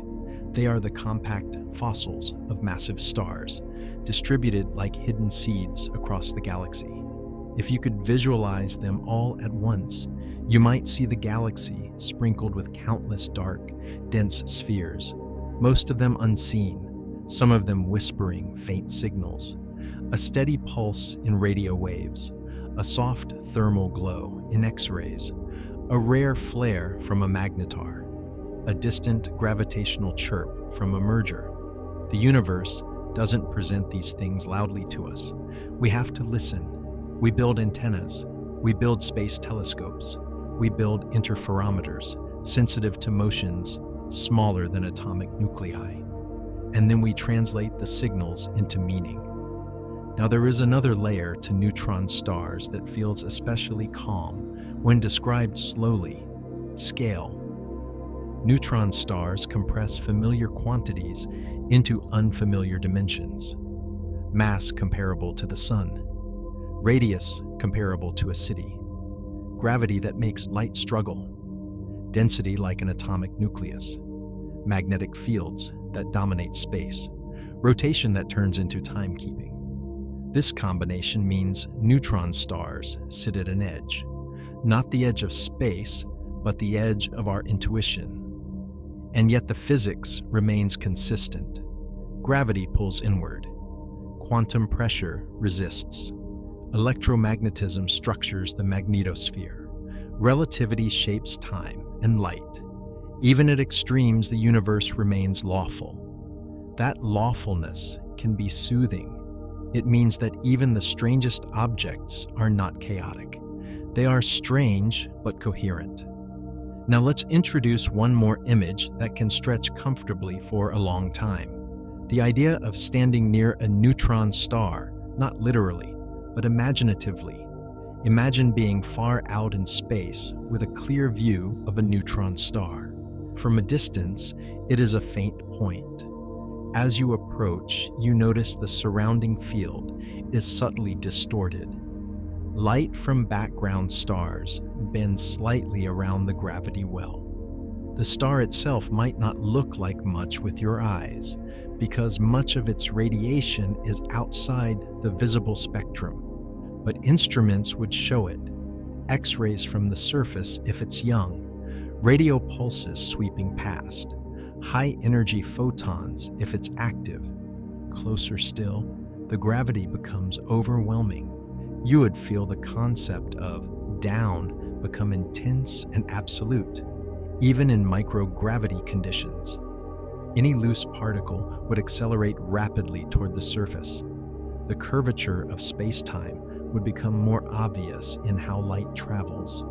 If the neutron star is a pulsar, the beam would sweep past like a periodic flash, though in reality, your eyes might not see it because it could be radio or X-ray. if the neutron star is a magnetar, you might detect sporadic high-energy bursts.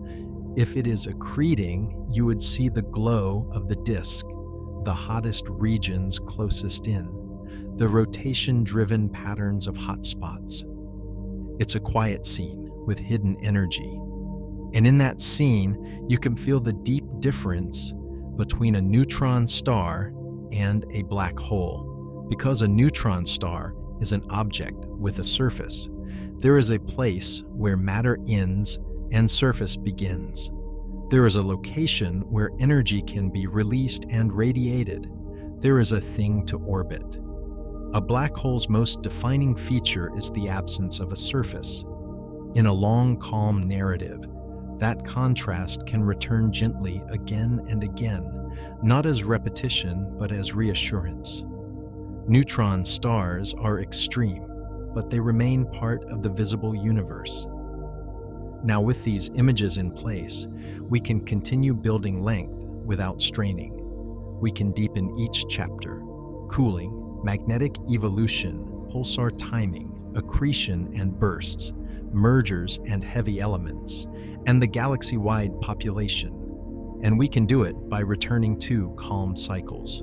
Cooling is a cycle of temperature dropping. Spin down is a cycle of rotation slowing. Accretion is a cycle of inflow and energy release. Bursts are cycles of buildup and ignition. Binary inspiral is a cycle of orbit shrinking. Element dispersal is a cycle of enrichment and mixing. Neutron stars fit naturally into cycles. And cycles are restful because they imply continuity. Now imagine, very slowly, a neutron star drifting alone. It has no companion. It has no disk. It may no longer pulse toward Earth. It may be almost completely dark. But it is still moving through the galaxy. It passes through thin gas. It passes through dust.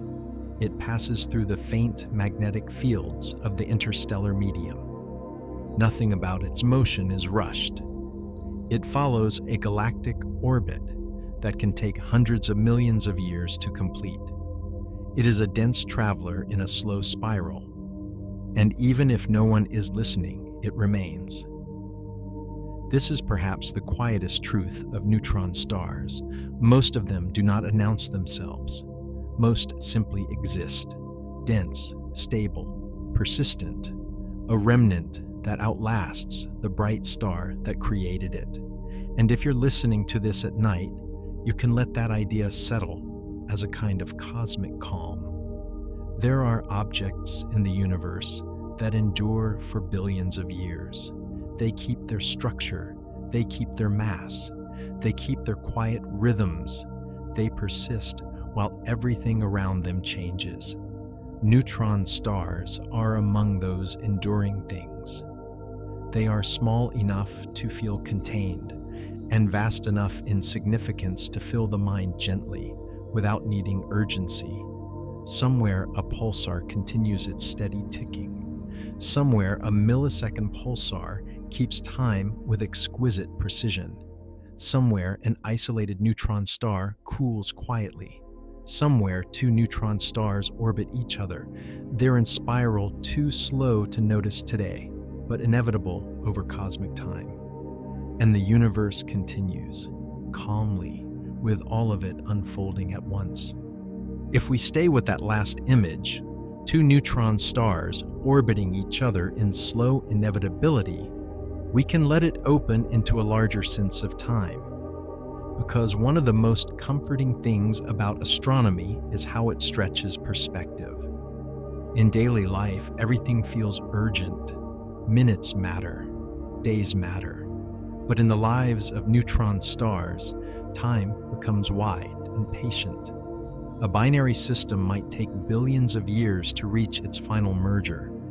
A millisecond pulsar might tick steadily for longer than complex life has existed on Earth. An isolated neutron star might cool slowly across the entire lifespan of the Milky Way so far. These are objects that make time feel less sharp, and that is why neutron stars work so well for long, calm storytelling. They are extreme, but they move slowly through their own history. Now let's gently explore one of the most quietly fascinating discoveries about neutron stars, something that sounds small, but carries huge meaning. Some pulsars glitch. A pulsar rotates steadily, gradually slowing down as it loses energy. Then suddenly, it spins a tiny bit faster.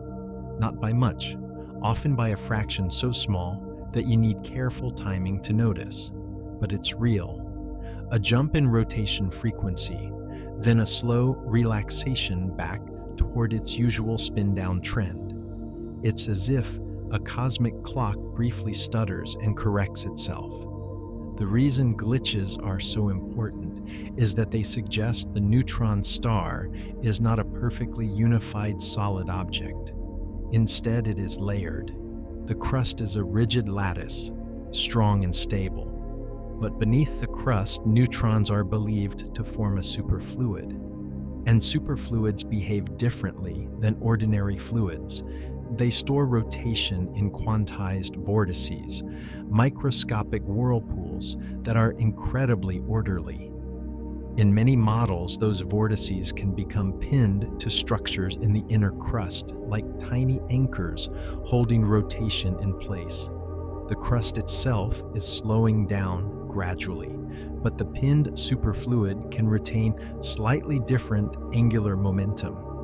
Over time, a tension builds between the crust and the superfluid interior, and then, in a moment, vortices unpin. Angular momentum transfers. The crust speeds up slightly. This is one of the rare times in astrophysics when we can say something like this. A tiny change in a radio pulse can reveal the behavior of quantum matter inside a star. A glitch is not just a timing curiosity, it is a window into the interior. And in a calm narrative, that window can be approached gently. You can imagine the neutron star as a layered object with a solid outer shell and a frictionless interior. You can imagine rotation as something shared between layers, sometimes smoothly, sometimes with occasional adjustments. Even the word glitch begins to sound less like a machine error and more like a quiet internal shift, a small redistribution, a tiny settling, a reminder that even rigid objects can have hidden motion inside. Now let's move to another subtle pattern, precession. Some neutron stars may wobble slightly as they rotate, like a spinning top that is not perfectly balanced. This wobble can change pulse shapes over time, altering how the beam intersects Earth. Detecting precession is difficult, and not all claims are certain, but the idea itself is soothing, because it's another way neutron stars behave like real objects with physical geometry. A neutron star is not an abstract point. It is a spinning body in space. It has a shape. It has axes. It has a magnetic field tilted relative to rotation. And those geometries create the signals we detect. This brings us to a very calm and useful storytelling tool. The idea that much of neutron star astronomy is geometry. A beam exists. Rotation sweeps it. Our line of sight intersects it or misses it. Timing reveals orbital motion. Gravity bends the light paths. Even the strongest physics becomes a story of angles and alignments.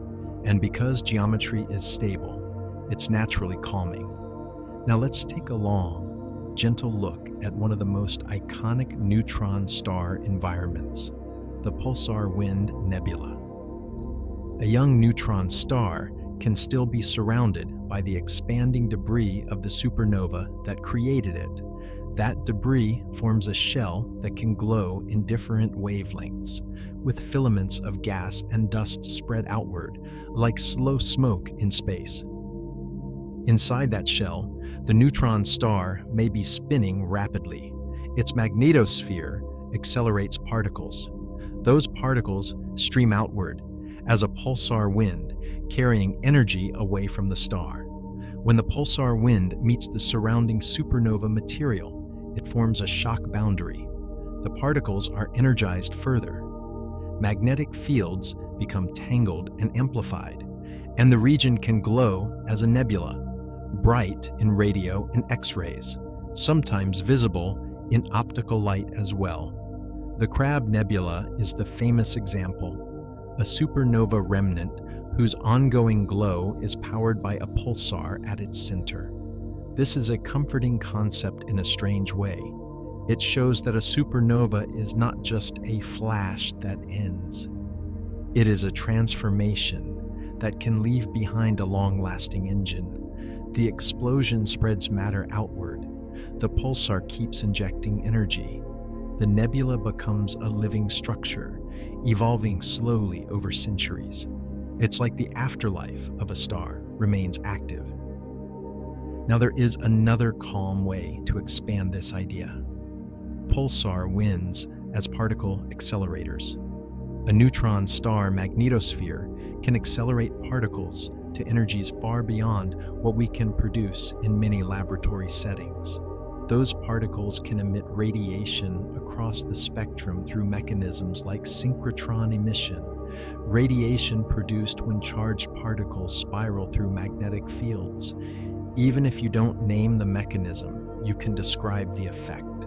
Charged particles whipped into curved paths by magnetic fields, energy radiated as they bend and spiral, a glow produced not by heat alone, but by motion in magnetism. This is another example of how neutron stars create light differently than ordinary stars. Ordinary stars glow because they are hot and emit thermal radiation. Neutron stars can glow because they accelerate particles. They can glow because they are fed by accretion. They can glow because they release magnetic stress. They can glow because they still carry leftover heat. Multiple engines, all within the same small sphere. Now let's return to accretion again, but this time in a slower and more atmospheric way. Imagine a neutron star and a companion star orbiting each other closely. The companion star is not necessarily dramatic. It could look like a normal star, perhaps slightly swollen if it has begun evolving. But the gravitational field of the neutron star creates a distortion. Gas near the companion's surface feels pulled. Over time, material begins to flow through the inner gravitational point between them, streaming toward the neutron star. This stream does not fall straight down. It curves, it wraps into a disk. The disk becomes a rotating structure of hot plasma, thinner than it is wide, glowing strongly in X-rays. As gas spirals inward, it loses gravitational potential energy. That energy becomes heat and radiation. The inner disk becomes hotter and brighter. Near the neutron star, the environment becomes extreme. Magnetic fields can disrupt the flow. Gas can be guided along field lines, funneled toward the magnetic poles. The impact regions become hotspots. This can create X-ray pulsations, a lighthouse effect powered not by a beam from the magnetosphere alone, but by the steady rotation of hotspots on the surface. And then, in some systems, the surface does something even more dramatic. Fuel accumulates. Hydrogen and helium settle into a thin layer. Gravity compresses it, pressure rises, temperature rises. The layer becomes unstable to nuclear burning, then ignition. In a fraction of a second, fusion runs away across the surface. The star brightens sharply in X-rays. The burst may last seconds to minutes. Then the surface cools. The star returns to its usual brightness, and the cycle begins again. This cyclical nature makes accreting neutron stars excellent content for long duration. You can describe the buildup and ignition repeatedly, each time with small variations, different accretion rates, different compositions, different burst behaviors. Some bursts are short, some are longer. Some show oscillations during the burst that reveal the neutron star's spin. Some recur frequently. Some occur after long, quiet intervals. And all of them depend on the simple fact: a surface exists. Now let's return to magnetars, because magnetars offer another kind of cycle: stress and release.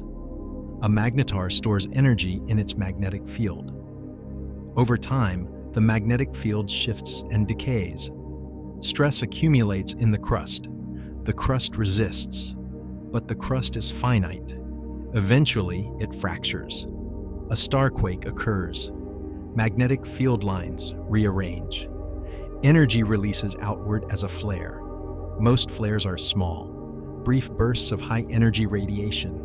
Occasionally, giant flares occur. Rare, intense events that release enormous energy in a short time. But after the flare, the magnetar settles again. It returns to a quieter state. It continues aging. Field slowly decaying. Again, a cycle. Tension, fracture, release, calm. Now, one of the most quietly beautiful things about neutron stars is that they allow us to talk about extremes without rushing. They take the most intense forces, gravity, magnetism, nuclear density, and they place them inside objects that are stable and persistent. You don't need to race from one thing to another. You can stay with one image, density, and let it unfold. So let's stay with density for a moment. On Earth, the density of water is about 1 gram per cubic centimeter. Dense rocks might be a few grams per cubic centimeter. Metals like iron are around 8 grams per cubic centimeter. Neutron star matter is far beyond this. It approaches nuclear density, around 100 trillion grams per cubic centimeter. A cubic centimeter, a small sugar cube volume, can weigh billions of tons. This density means something important about gravity near the surface. It means escape velocity is enormous, around half the speed of light. It means gravitational redshift is measurable. It means time dilation is real. If you could hover near the surface with a clock, it would tick differently than a clock far away. This isn't poetry, it's relativity. And that relativity affects what we observe. Light climbing out loses energy. Pulse shapes are distorted by light bending. Spectral lines, if visible, can be shifted. Observations become tests of gravity, but again we can keep it calm, because relativity here is not chaotic. It is a consistent rule. It shapes light the same way every time. That consistency is restful. Now let's consider one of the most satisfying big-picture ways to describe neutron stars. They are the densest stable objects that still have a surface. White dwarfs have surfaces too, but are less dense. Neutron stars are denser, smaller, more extreme.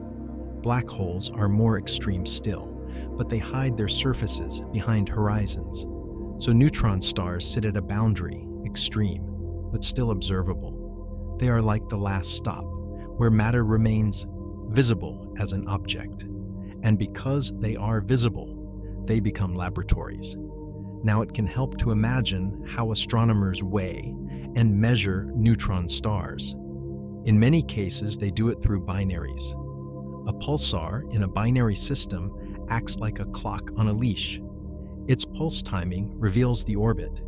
The orbit reveals masses through gravity.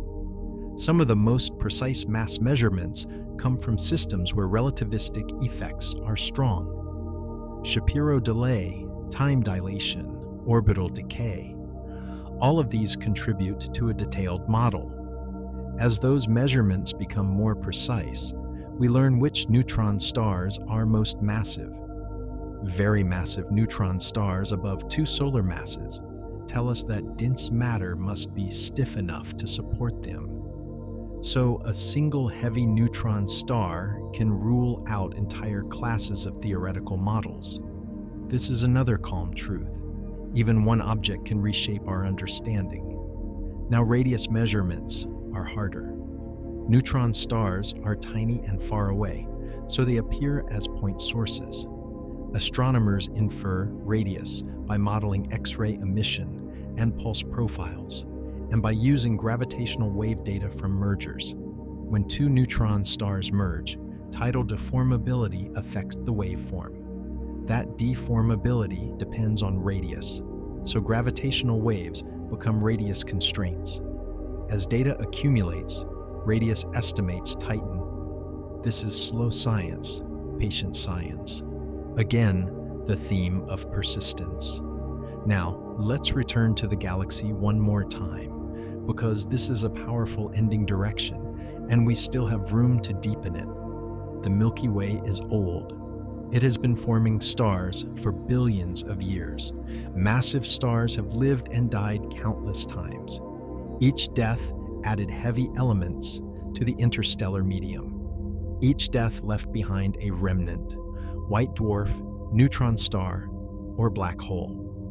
Neutron stars, in that sense, are a normal consequence of a galaxy's life. They are not anomalies, they are expected. And because they are expected, there are many of them. Most are invisible. Some are detectable, but all contribute to the hidden architecture of the galaxy: mass distributions, compact object populations, potential merger rates, and the long-term chemical story of heavy elements. If you imagine the Milky Way as a slow spiral river of stars, neutron stars are like dense stones scattered along the bed. You don't always see them, but they shape the flow.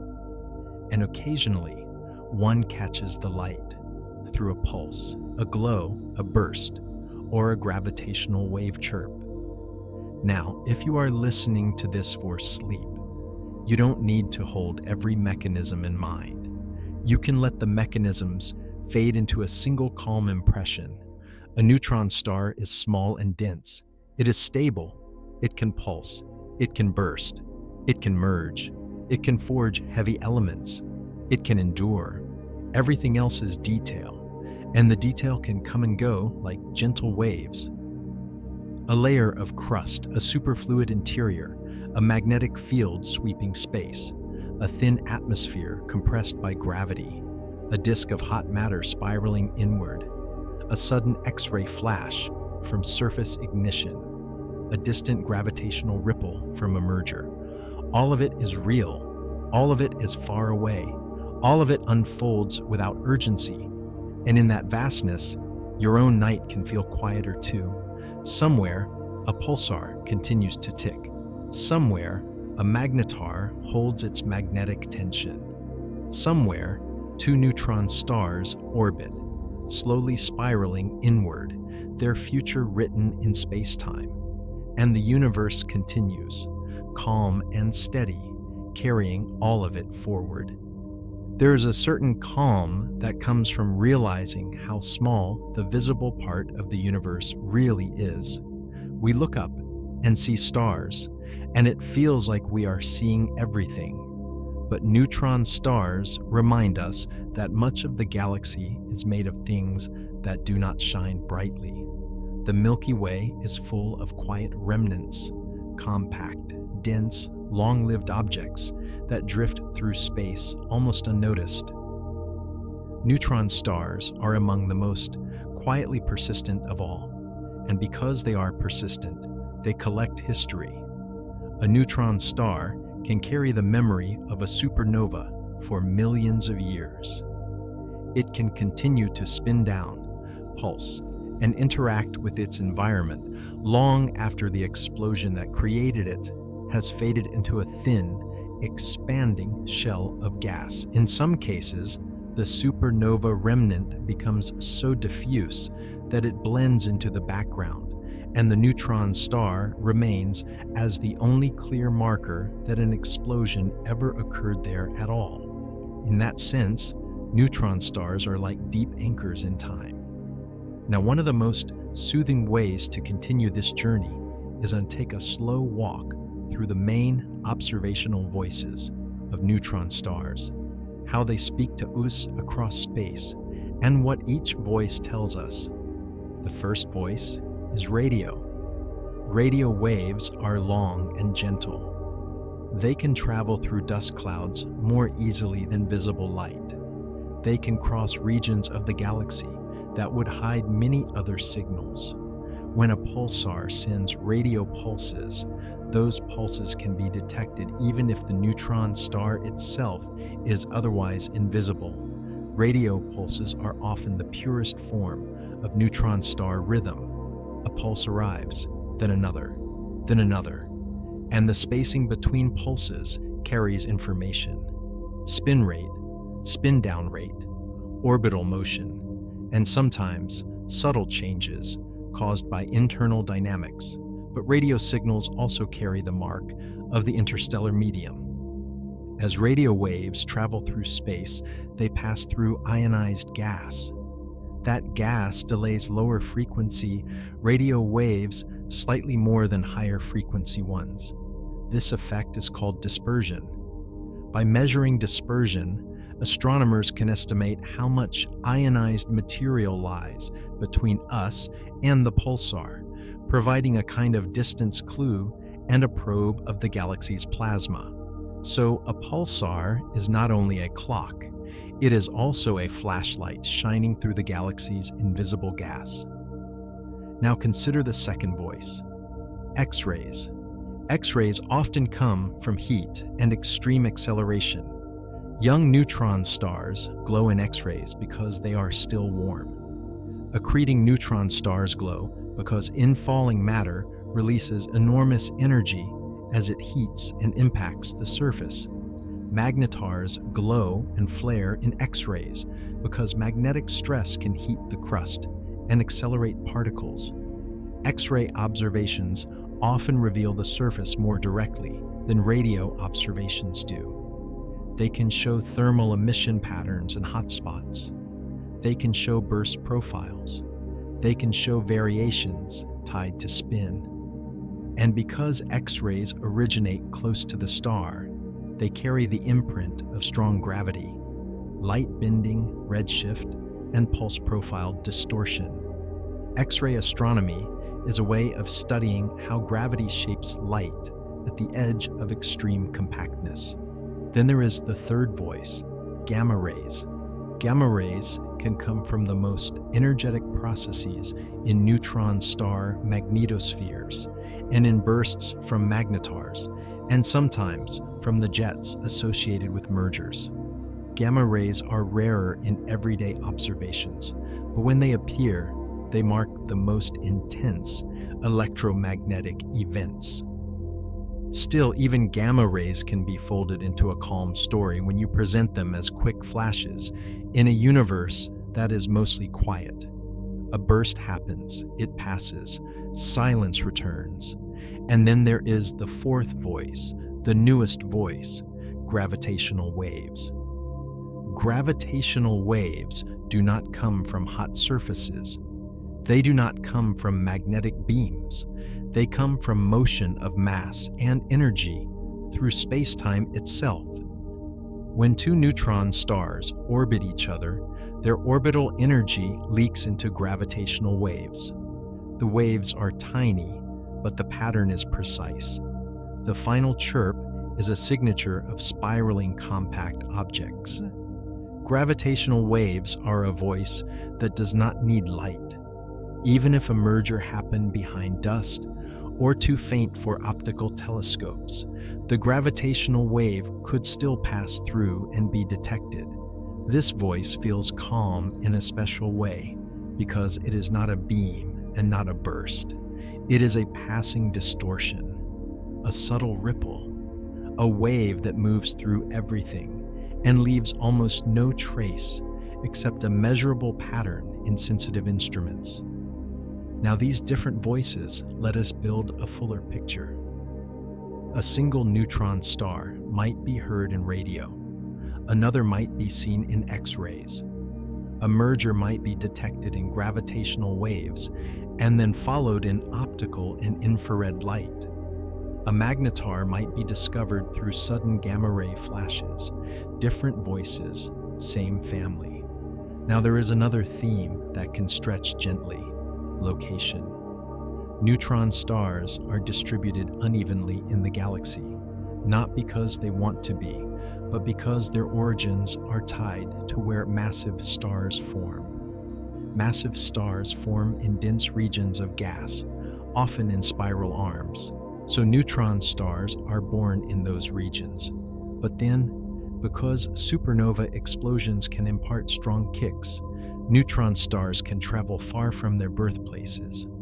A neutron star can cross the galaxy over time. Some travel fast enough to escape the disk and enter the halo, orbiting above and below the plane of the Milky Way. Some remain closer to their birthplace. Some move through stellar clusters. Some end up in globular clusters through complex dynamical interactions. Globular clusters are especially interesting because they are dense with old stars. In such environments, close encounters between stars can form exotic binaries.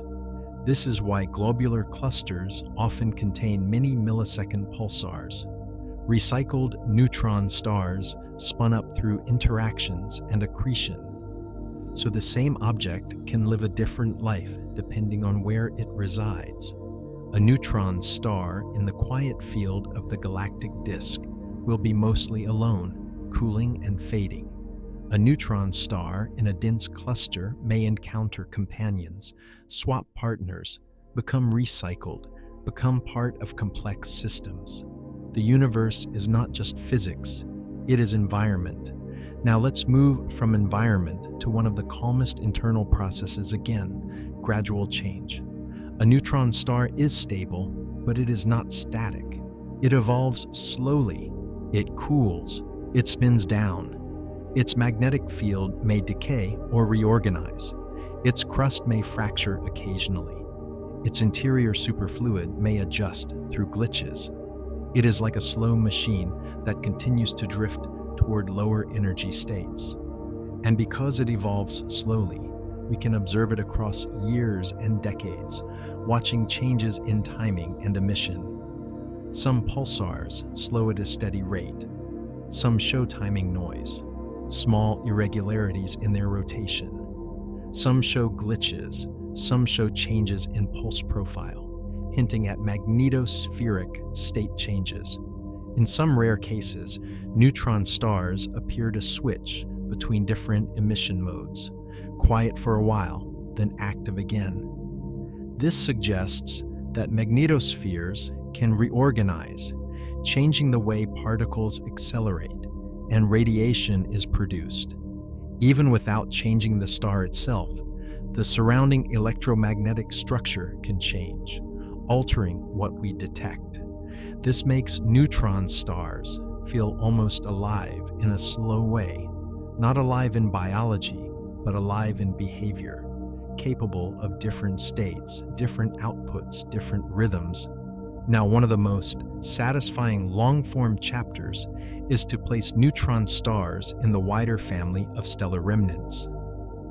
Because neutron stars are not alone in being endpoints. White dwarfs are another endpoint. Black holes are another endpoint. And each endpoint represents a different balance of forces. A white dwarf is supported by electron degeneracy pressure. It is larger than a neutron star, about the size of a planet, and less dense than a neutron star, but still extraordinarily dense compared to normal matter. White dwarfs can exist stably for immense timescales. A neutron star is supported by neutron degeneracy pressure and nuclear forces, compressed far beyond a white dwarf.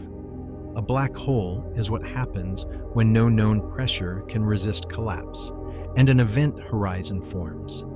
These three objects, white dwarfs, neutron stars, black holes, are like three answers to the same question. What remains after a star can no longer fuse fuel? The answer depends on mass and on collapse dynamics. If the star is small enough, it becomes a white dwarf. If it is larger, it becomes a neutron star. If it is larger still, it becomes a black hole. So neutron stars are a middle outcome, but not an ordinary middle. They are an extreme state, stabilized by quantum laws, sitting just short of a horizon. This is a powerful image for calm narration. Neutron stars as the last stable step before darkness becomes absolute. Now, a crucial part of neutron star science is the measurement of mass. Mass is often measured through binary motion. When a pulsar is in a binary, its timing reveals orbital parameters. Combined with companion observations, this can yield precise masses. The heaviest measured neutron stars are especially important because they constrain the equation of state. If a neutron star can be heavier than 2 solar masses and still exist, then dense matter must be stiff enough to support it. This seems like a small point, but it reaches deep. It means that certain exotic core compositions become less likely if they would soften the equation of state too much. So each massive neutron star is like a boundary marker, telling us matter can be at least this strong. Radius is harder to measure, but radius matters equally. A larger radius suggests stiffer matter. A smaller radius suggests softer matter. Gravitational waves from mergers provide tidal deformability, which depends strongly on radius. X-ray pulse profile modeling provides another route. Cooling curves and surface spectra add more. Piece by piece, these methods converge on a picture, and because the convergence is slow, it fits the pacings of long sleep content well. A gradual narrowing of mystery over time, not a sudden reveal. Now consider a quiet but deeply important idea. Neutron stars may contain superfluids and superconductors. This is not just a curiosity. It matters for long-term evolution. Superfluidity affects how heat is transported, how vortices behave, how glitches occur. Superconductivity affects magnetic field evolution because magnetic flux may be confined to tubes rather than spread smoothly. These effects influence the star's behavior across thousands and millions of years. So inside the neutron star, matter is not simply dense, it is organized in quantum ways. A superfluid interior is a place where friction disappears. A superconducting region is a place where electrical resistance disappears. These are states we can create in laboratories under extreme cold, but neutron stars produce them under extreme density and quantum ordering. It's a quiet reminder that the universe can reach the same physical state through different routes. On Earth, we reach superfluidity by cooling. In neutron stars, superfluidity emerges in dense matter through quantum behavior under pressure. Now we can take a gentle detour into a topic that often feels like pure wonder. Nuclear pasta. In the inner crust, nuclei and free neutrons exist together. Under pressure, nuclei can form strange shapes, filaments, sheets, tubes, bubbles, patterns created by competing forces. These structures are predicted by simulations and supported by nuclear physics reasoning. The name is playful, but the concept is deep. Matter can self-organize into complex geometry under extreme conditions. Even at the edge of collapse, structure emerges. This too is soothing because it says the universe does not lose its ability to create patterns just because conditions are extreme. Now, as we keep building toward the remaining word count you want, a useful technique is to keep returning to one central image, then exploring it from different angles. So return again to the simplest image. A neutron star is 20 kilometers across. That is an easy number to say, but difficult to feel. 20 kilometers is the distance from one side of a city to another. Now imagine that entire city-size sphere has more mass than the sun. Now imagine the gravity. Now imagine time dilation. Now imagine a teaspoon of matter from it weighing billions of tons. Now imagine it spinning hundreds of times per second. Now imagine a magnetic field so strong it shapes space around it. You can return to this image repeatedly, and each time it will carry new meaning because you have added a layer. Pulsars, accretion, bursts, magnetars, mergers. Now perhaps the calmest narrative move is to shift from what neutron stars do to what neutron stars mean. Not meaning in a mystical way, but meaning in the structure of cosmic history. Neutron stars are part of the universe's way of recycling matter and energy. They are not dead ends. They are junctions. They convert collapse into stability. They convert rotation into radiation. They convert neutron-rich ejecta into heavy elements. They convert binary orbits into gravitational waves. They convert extreme internal physics into observable patterns. They are translators between hidden interiors and observable signals. And that is why they matter. Now let's hold the audience gently in the idea that the universe is full of signals we do not naturally sense. Radio pulses are invisible to the eye. X-rays cannot be seen without detectors. Gravitational waves cannot be felt without instruments. Yet these signals exist, passing through space, passing through Earth, passing through us. A pulsar's beam sweeps. A burst flashes. A gravitational wave ripples. We live in a sea of quiet phenomena. Neutron stars just happen to be among the most reliable and fascinating sources of that sea.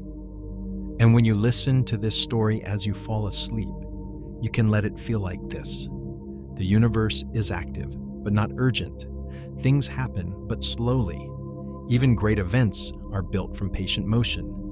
Even extremes are governed by stable rules. Somewhere, a neutron star spins.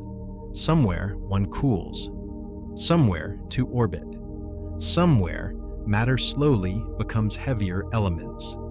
Somewhere, a pulse continues to arrive with steady timing. And that steadiness can be borrowed gently by your own mind as the night grows quieter. 20 kilometers is the distance from one side of a city to another. Now imagine that entire city-size sphere has more mass than the sun. Now imagine the gravity. Now imagine time dilation. Now imagine a teaspoon of matter from it weighing billions of tons. Now imagine it spinning hundreds of times per second. Now imagine a magnetic field so strong it shapes space around it. You can return to this image repeatedly, and each time it will carry new meaning because you have added a layer. Pulsars, accretion, bursts, magnetars, mergers. Now perhaps the calmest narrative move is to shift from what neutron stars do to what neutron stars mean. Not meaning in a mystical way, but meaning in the structure of cosmic history. Neutron stars are part of the universe's way of recycling matter and energy. They are not dead ends. They are junctions. They convert collapse into stability. They convert rotation into radiation. They convert neutron-rich ejecta into heavy elements. They convert binary orbits into gravitational waves. They convert extreme internal physics into observable patterns. They are translators between hidden interiors and observable signals. And that is why they matter. Now let's hold the audience gently in the idea that the universe is full of signals we do not naturally sense. Radio pulses are invisible to the eye. X-rays cannot be seen without detectors. Gravitational waves cannot be felt without instruments. Yet these signals exist, passing through space, passing through Earth, passing through us. A pulsar's beam sweeps. A burst flashes. A gravitational wave ripples. We live in a sea of quiet phenomena. Neutron stars just happen to be among the most reliable and fascinating sources of that sea. And when you listen to this story as you fall asleep, you can let it feel like this. The universe is active, but not urgent. Things happen, but slowly. Even great events are built from patient motion. Even extremes are governed by stable rules. Somewhere, a neutron star spins. Somewhere, one cools. Somewhere, two orbit. Somewhere, matter slowly becomes heavier elements. Somewhere, a pulse continues to arrive with steady timing. And that steadiness can be borrowed gently by your own mind as the night grows quieter. There is something quietly extraordinary about the fact that neutron stars can be both violent and calm, depending on how you meet them. If you meet them at birth, you meet them through a supernova, through collapse, shock, a flood of neutrinos, and an explosion. If you meet them in the Middle Age, you meet them through a pulse, steady, rhythmic, almost meditative in its regularity.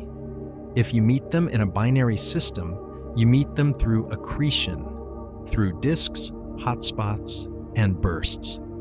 If you meet them at the end of a long spiral inward, you meet them through a merger, through a chirp in space-time, and a brief glow of heavy element creation. But if you meet most neutron stars at all, you meet them in silence, because most do not announce themselves. They exist in the dark spaces between bright stars, drifting through the galaxy, small and dense, invisible unless you know how to listen. One of the calmest ways to extend our understanding is to spend time with a single question.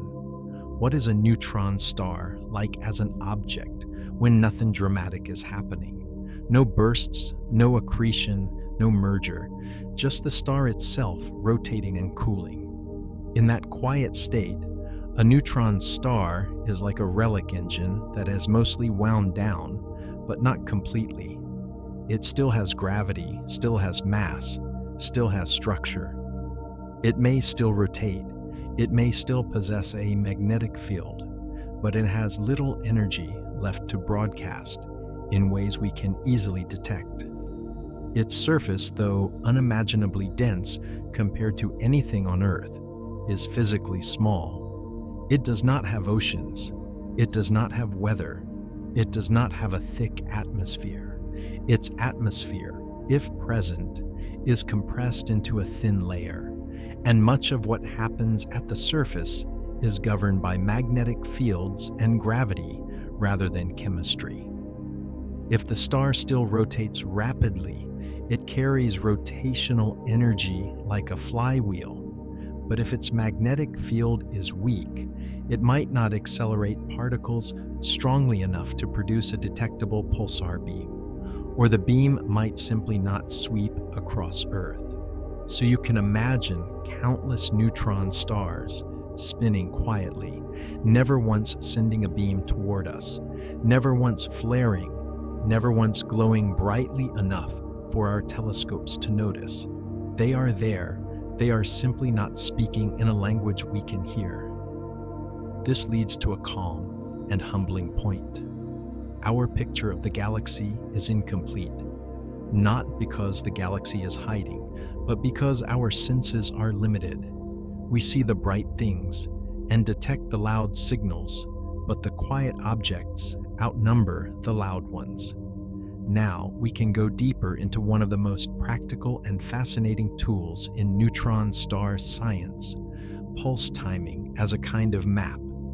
A pulsar's pulses do not arrive perfectly evenly once they travel through space. The interstellar medium introduces delays. The Earth's motion around the Sun introduces predictable variations. The solar system's gravitational field introduces tiny shifts, and even Earth's atmosphere can add subtle timing delays at some frequencies. So pulsar astronomers do not simply count pulses. They correct for everything. They model the travel time through space and through our own gravitational environment, transform pulse arrival times to a reference frame centered on the solar system's center of mass, remove dispersion effects, and account for binary motion if the pulsar has a companion. After all of that correction, the remaining timing residuals, the small differences between predicted and observed pulse arrival times, contain the real mysteries. A small residual might indicate a glitch. A periodic residual might indicate a planet orbiting the pulsar. A long-term trend might indicate changes in the pulsar's spin-down rate, and correlated residuals across many pulsars might indicate a gravitational wave background. So the pulse becomes not just a clock tick, but a data stream, a whisper of information carried across space. Now imagine this on the scale of the galaxy. Dozens of millisecond pulsars, each ticking steadily, separated by thousands of light years, their pulses crossing different regions of the interstellar medium. Yet when you combine them, you can build a network, a timing array. This array turns the entire Milky Way into part of a detector for low-frequency gravitational waves. That is an astonishing use of nature.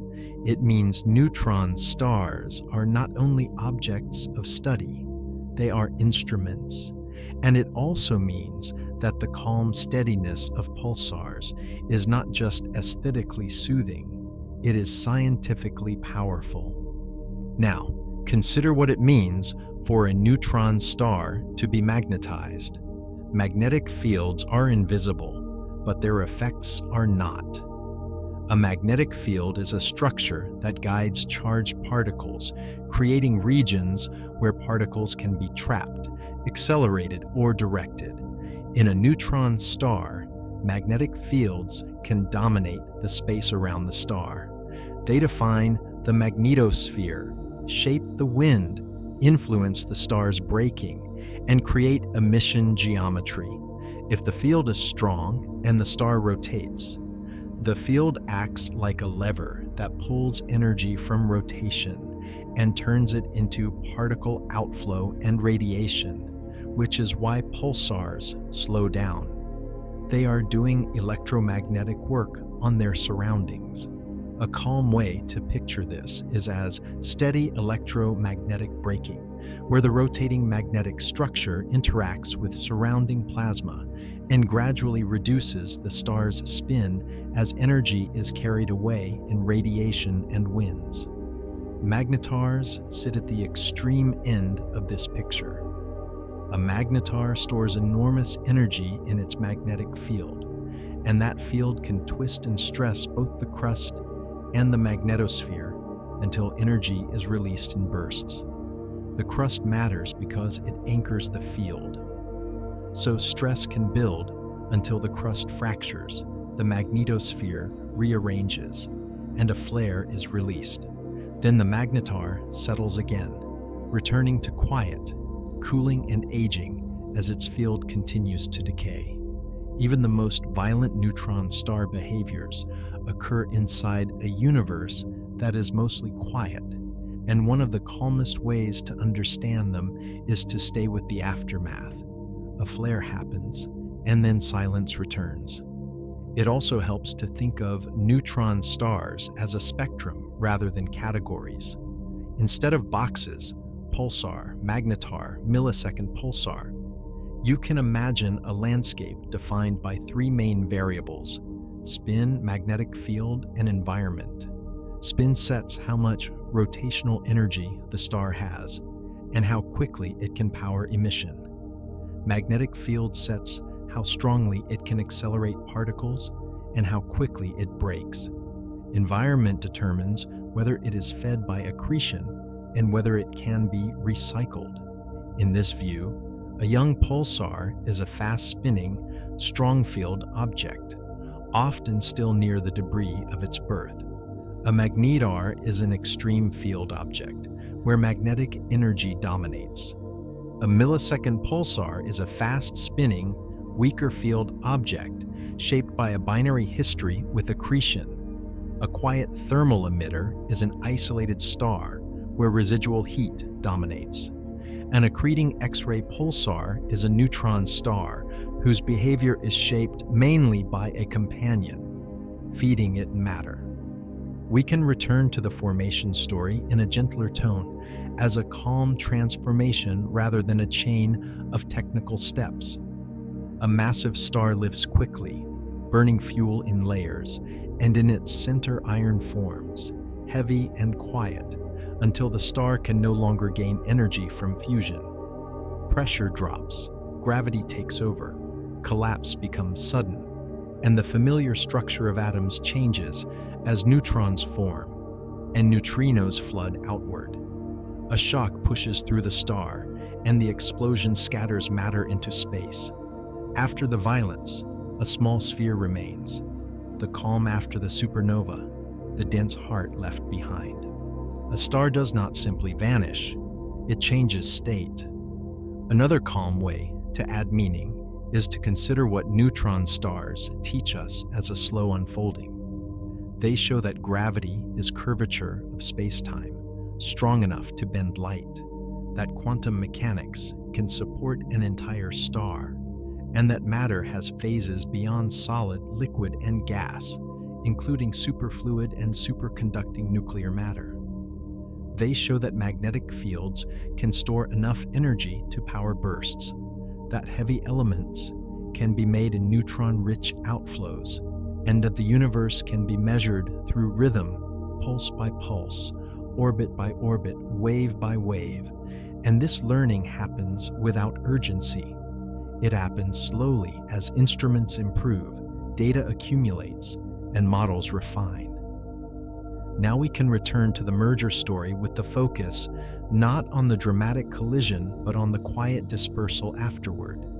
Ejecta expands, cools, mixes with the interstellar medium, and over long times becomes part of cold molecular clouds where new stars can form. In those clouds, atoms collide gently, dust grains grow, chemistry happens, and collapse can produce new stars and planets. The heavy elements from a merger may end up in the crust of a planet, in the core of a world, or in the metallic veins of an asteroid, and over time, planets cool and differentiate as metals sink inward, crusts form, mountains rise, and oceans appear. A violent event becomes a quiet material inheritance, and it reminds us that everything around us is made from ancient processes that were never in a hurry. Now, we can begin moving toward an ending without rushing, letting it feel like a slow settling rather than a conclusion, returning to the central image in a simpler and quieter way.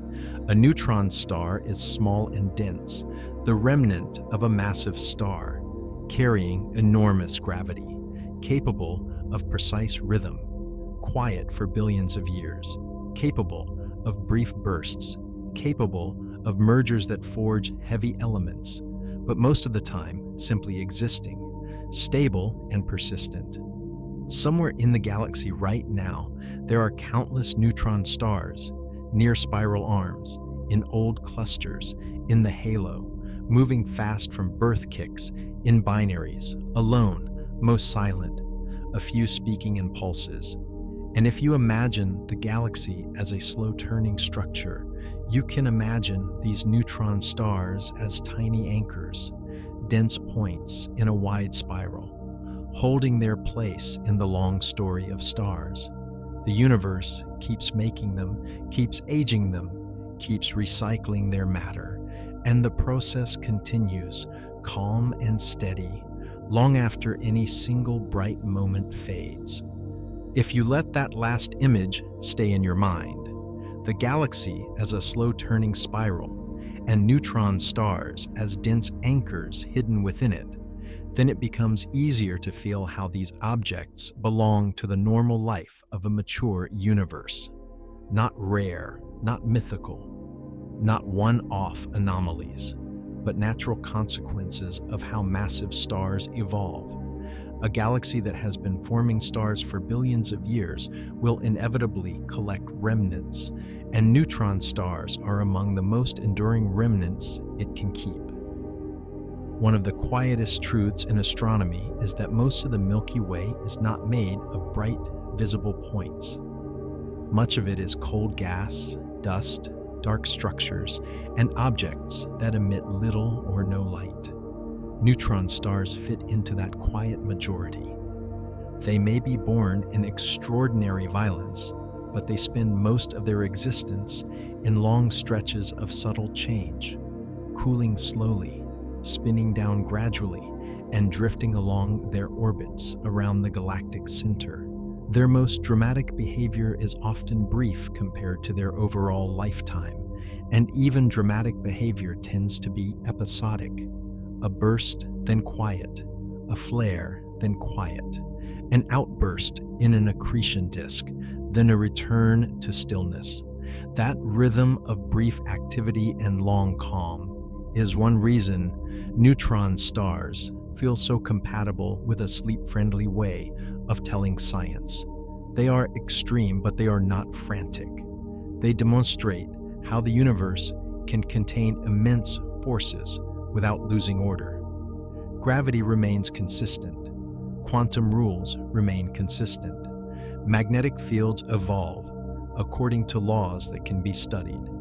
Time dilation happens predictably.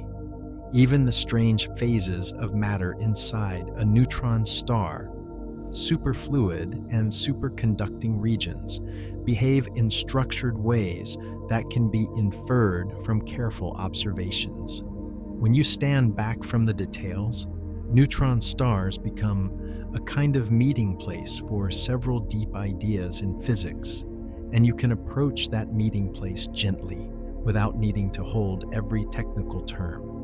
Gravity is the reason the star collapses. Quantum mechanics is the reason it does not collapse all the way into a black hole. Electromagnetism is the reason it can pulse, accelerate particles, and radiate as a lighthouse. Relativity is the reason time and light behave differently near its surface, and it is also the reason gravitational waves exist and carry information across the universe. Nuclear physics is the reason the star's interior is uncertain and interesting, because dense matter may reorganize into phases we cannot replicate on Earth. All of these ideas are present at once, but they don't need to feel crowded. They can feel like layers, and layers can be comforting because they create structure. If you return again to the quiet neutron star, alone, cooling, not accreting, not flaring, you can see how the story becomes less about events and more about persistence. A neutron star is a stellar core turned into an object that can endure for billions of years without any internal fusion. Its stability is not powered by heat or by burning. It is powered by a balance. Gravity pulling inward, and quantum pressure and nuclear forces pushing back. That balance does not care whether the star is warm or cold. It does not fade simply because time passes. It holds quietly as long as the mass remains below the limit where collapse becomes inevitable. Now consider a different form of persistence, the persistence of information. Neutron stars preserve information in their timing. A pulsar's rotation rate, its spin-down rate, and its timing irregularities all preserve clues about the star's magnetic field. its internal coupling between crust and superfluid layers, and its history of interaction with companions. In binary systems, pulse timing preserves orbital information with extraordinary precision. With millisecond pulsars, this precision becomes so strong that it turns into a measurement tool for phenomena that would otherwise be almost impossible to detect. And then there is the persistence of matter. Neutron stars preserve the heavy elements that were forged in their progenitor stars. They preserve the dense nuclear material that can only exist under such gravitational pressure. In mergers, they do more than preserve. They create. They eject neutron-rich material that becomes heavy elements, and those heavy elements persist long after the burst of light fades. In that sense, neutron star mergers extend the chemical story of the universe. They take what was once locked inside compact objects and spread it outward again into the galaxy, making it available for future generations of stars and planets. It is worth lingering on that idea in a calm way, because it is one of the most quietly meaningful connections between the distant universe and everyday life.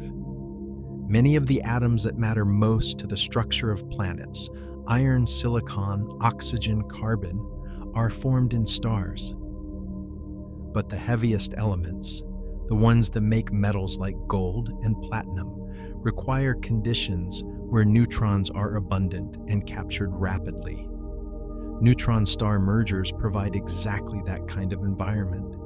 So when you think about a heavy element on Earth, you can allow the thought that its history might include a moment when it was assembled in an expanding cloud of neutron-rich ejecta, far away and long ago, powered by a collision of two neutron stars that had been orbiting each other for billions of years before they finally met. Even that collision, when viewed from far enough away in time, becomes part of a slow cycle rather than a sudden disruption. A merger happens, ejecta expands, clouds mix, new stars form, planets form, and the elements settle into new structures. The universe is constantly moving between compression and dispersal. Stars compress gas into hot plasma and forge elements. Supernovae disperse those elements back into space. Neutron stars compress matter into nuclear density and hold it for ages. Mergers disperse some of that matter back outward in heavy element-rich outflows. Then the cycle continues. Now, as we approach the end of this long script, the most important thing is to let the story feel like it is settling rather than stopping. An ending works best here when it returns to a few core images, repeats them softly, and lets them become familiar, almost like the slow repetition of waves on a shore. You don't need a dramatic conclusion because neutron stars themselves are not dramatic most of the time. They are persistent. So return again to the simplest picture. A neutron star is a city-sized sphere with a mass comparable to the Sun. It is the remnant of a massive star's collapsed core. It is supported by quantum rules and nuclear forces. It can rotate rapidly and emit pulses with extraordinary regularity. It can be fed by a companion and shine in X-rays. It can store energy in an extreme magnetic field and release it in bursts. It can spiral inward with another neutron star and merge, producing gravitational waves and heavy elements. But for most of its existence, it is quiet. It cools, it spins down, it drifts through the galaxy, and it remains. Somewhere in the Milky Way, a pulsar is ticking steadily, its beam sweeping across space. Somewhere else, a millisecond pulsar is keeping time with a precision that rivals human-made clocks, each pulse arriving like a careful promise kept. Somewhere else, an isolated neutron star is cooling, almost invisible now, yet still massive and still there. Somewhere else, two neutron stars are orbiting each other. They're in spiral, too slow to notice in a single lifetime, yet certain over cosmic time. And somewhere else, the heavy elements made in an ancient merger are drifting through a cold cloud that may one day form a new star system. If you let your mind rest in that wide, slow picture, then neutron stars become less like exotic objects and more like quiet features of a living galaxy. They are part of the Milky Way's deep structure. They are remnants of past stars and seeds of future chemistry. They are clocks, engines, and fossils at once. They are the universe expressing its laws in one of their most concentrated forms, and doing it with patience. And as you listen, you don't have to chase every detail. You can let the details soften. You can keep only the calmest impressions. Dense, small, stable, rhythmic, ancient. A neutron star turning slowly in the dark, carrying the memory of a supernova and continuing on its long path around the center of the galaxy, while the night on Earth grows quieter.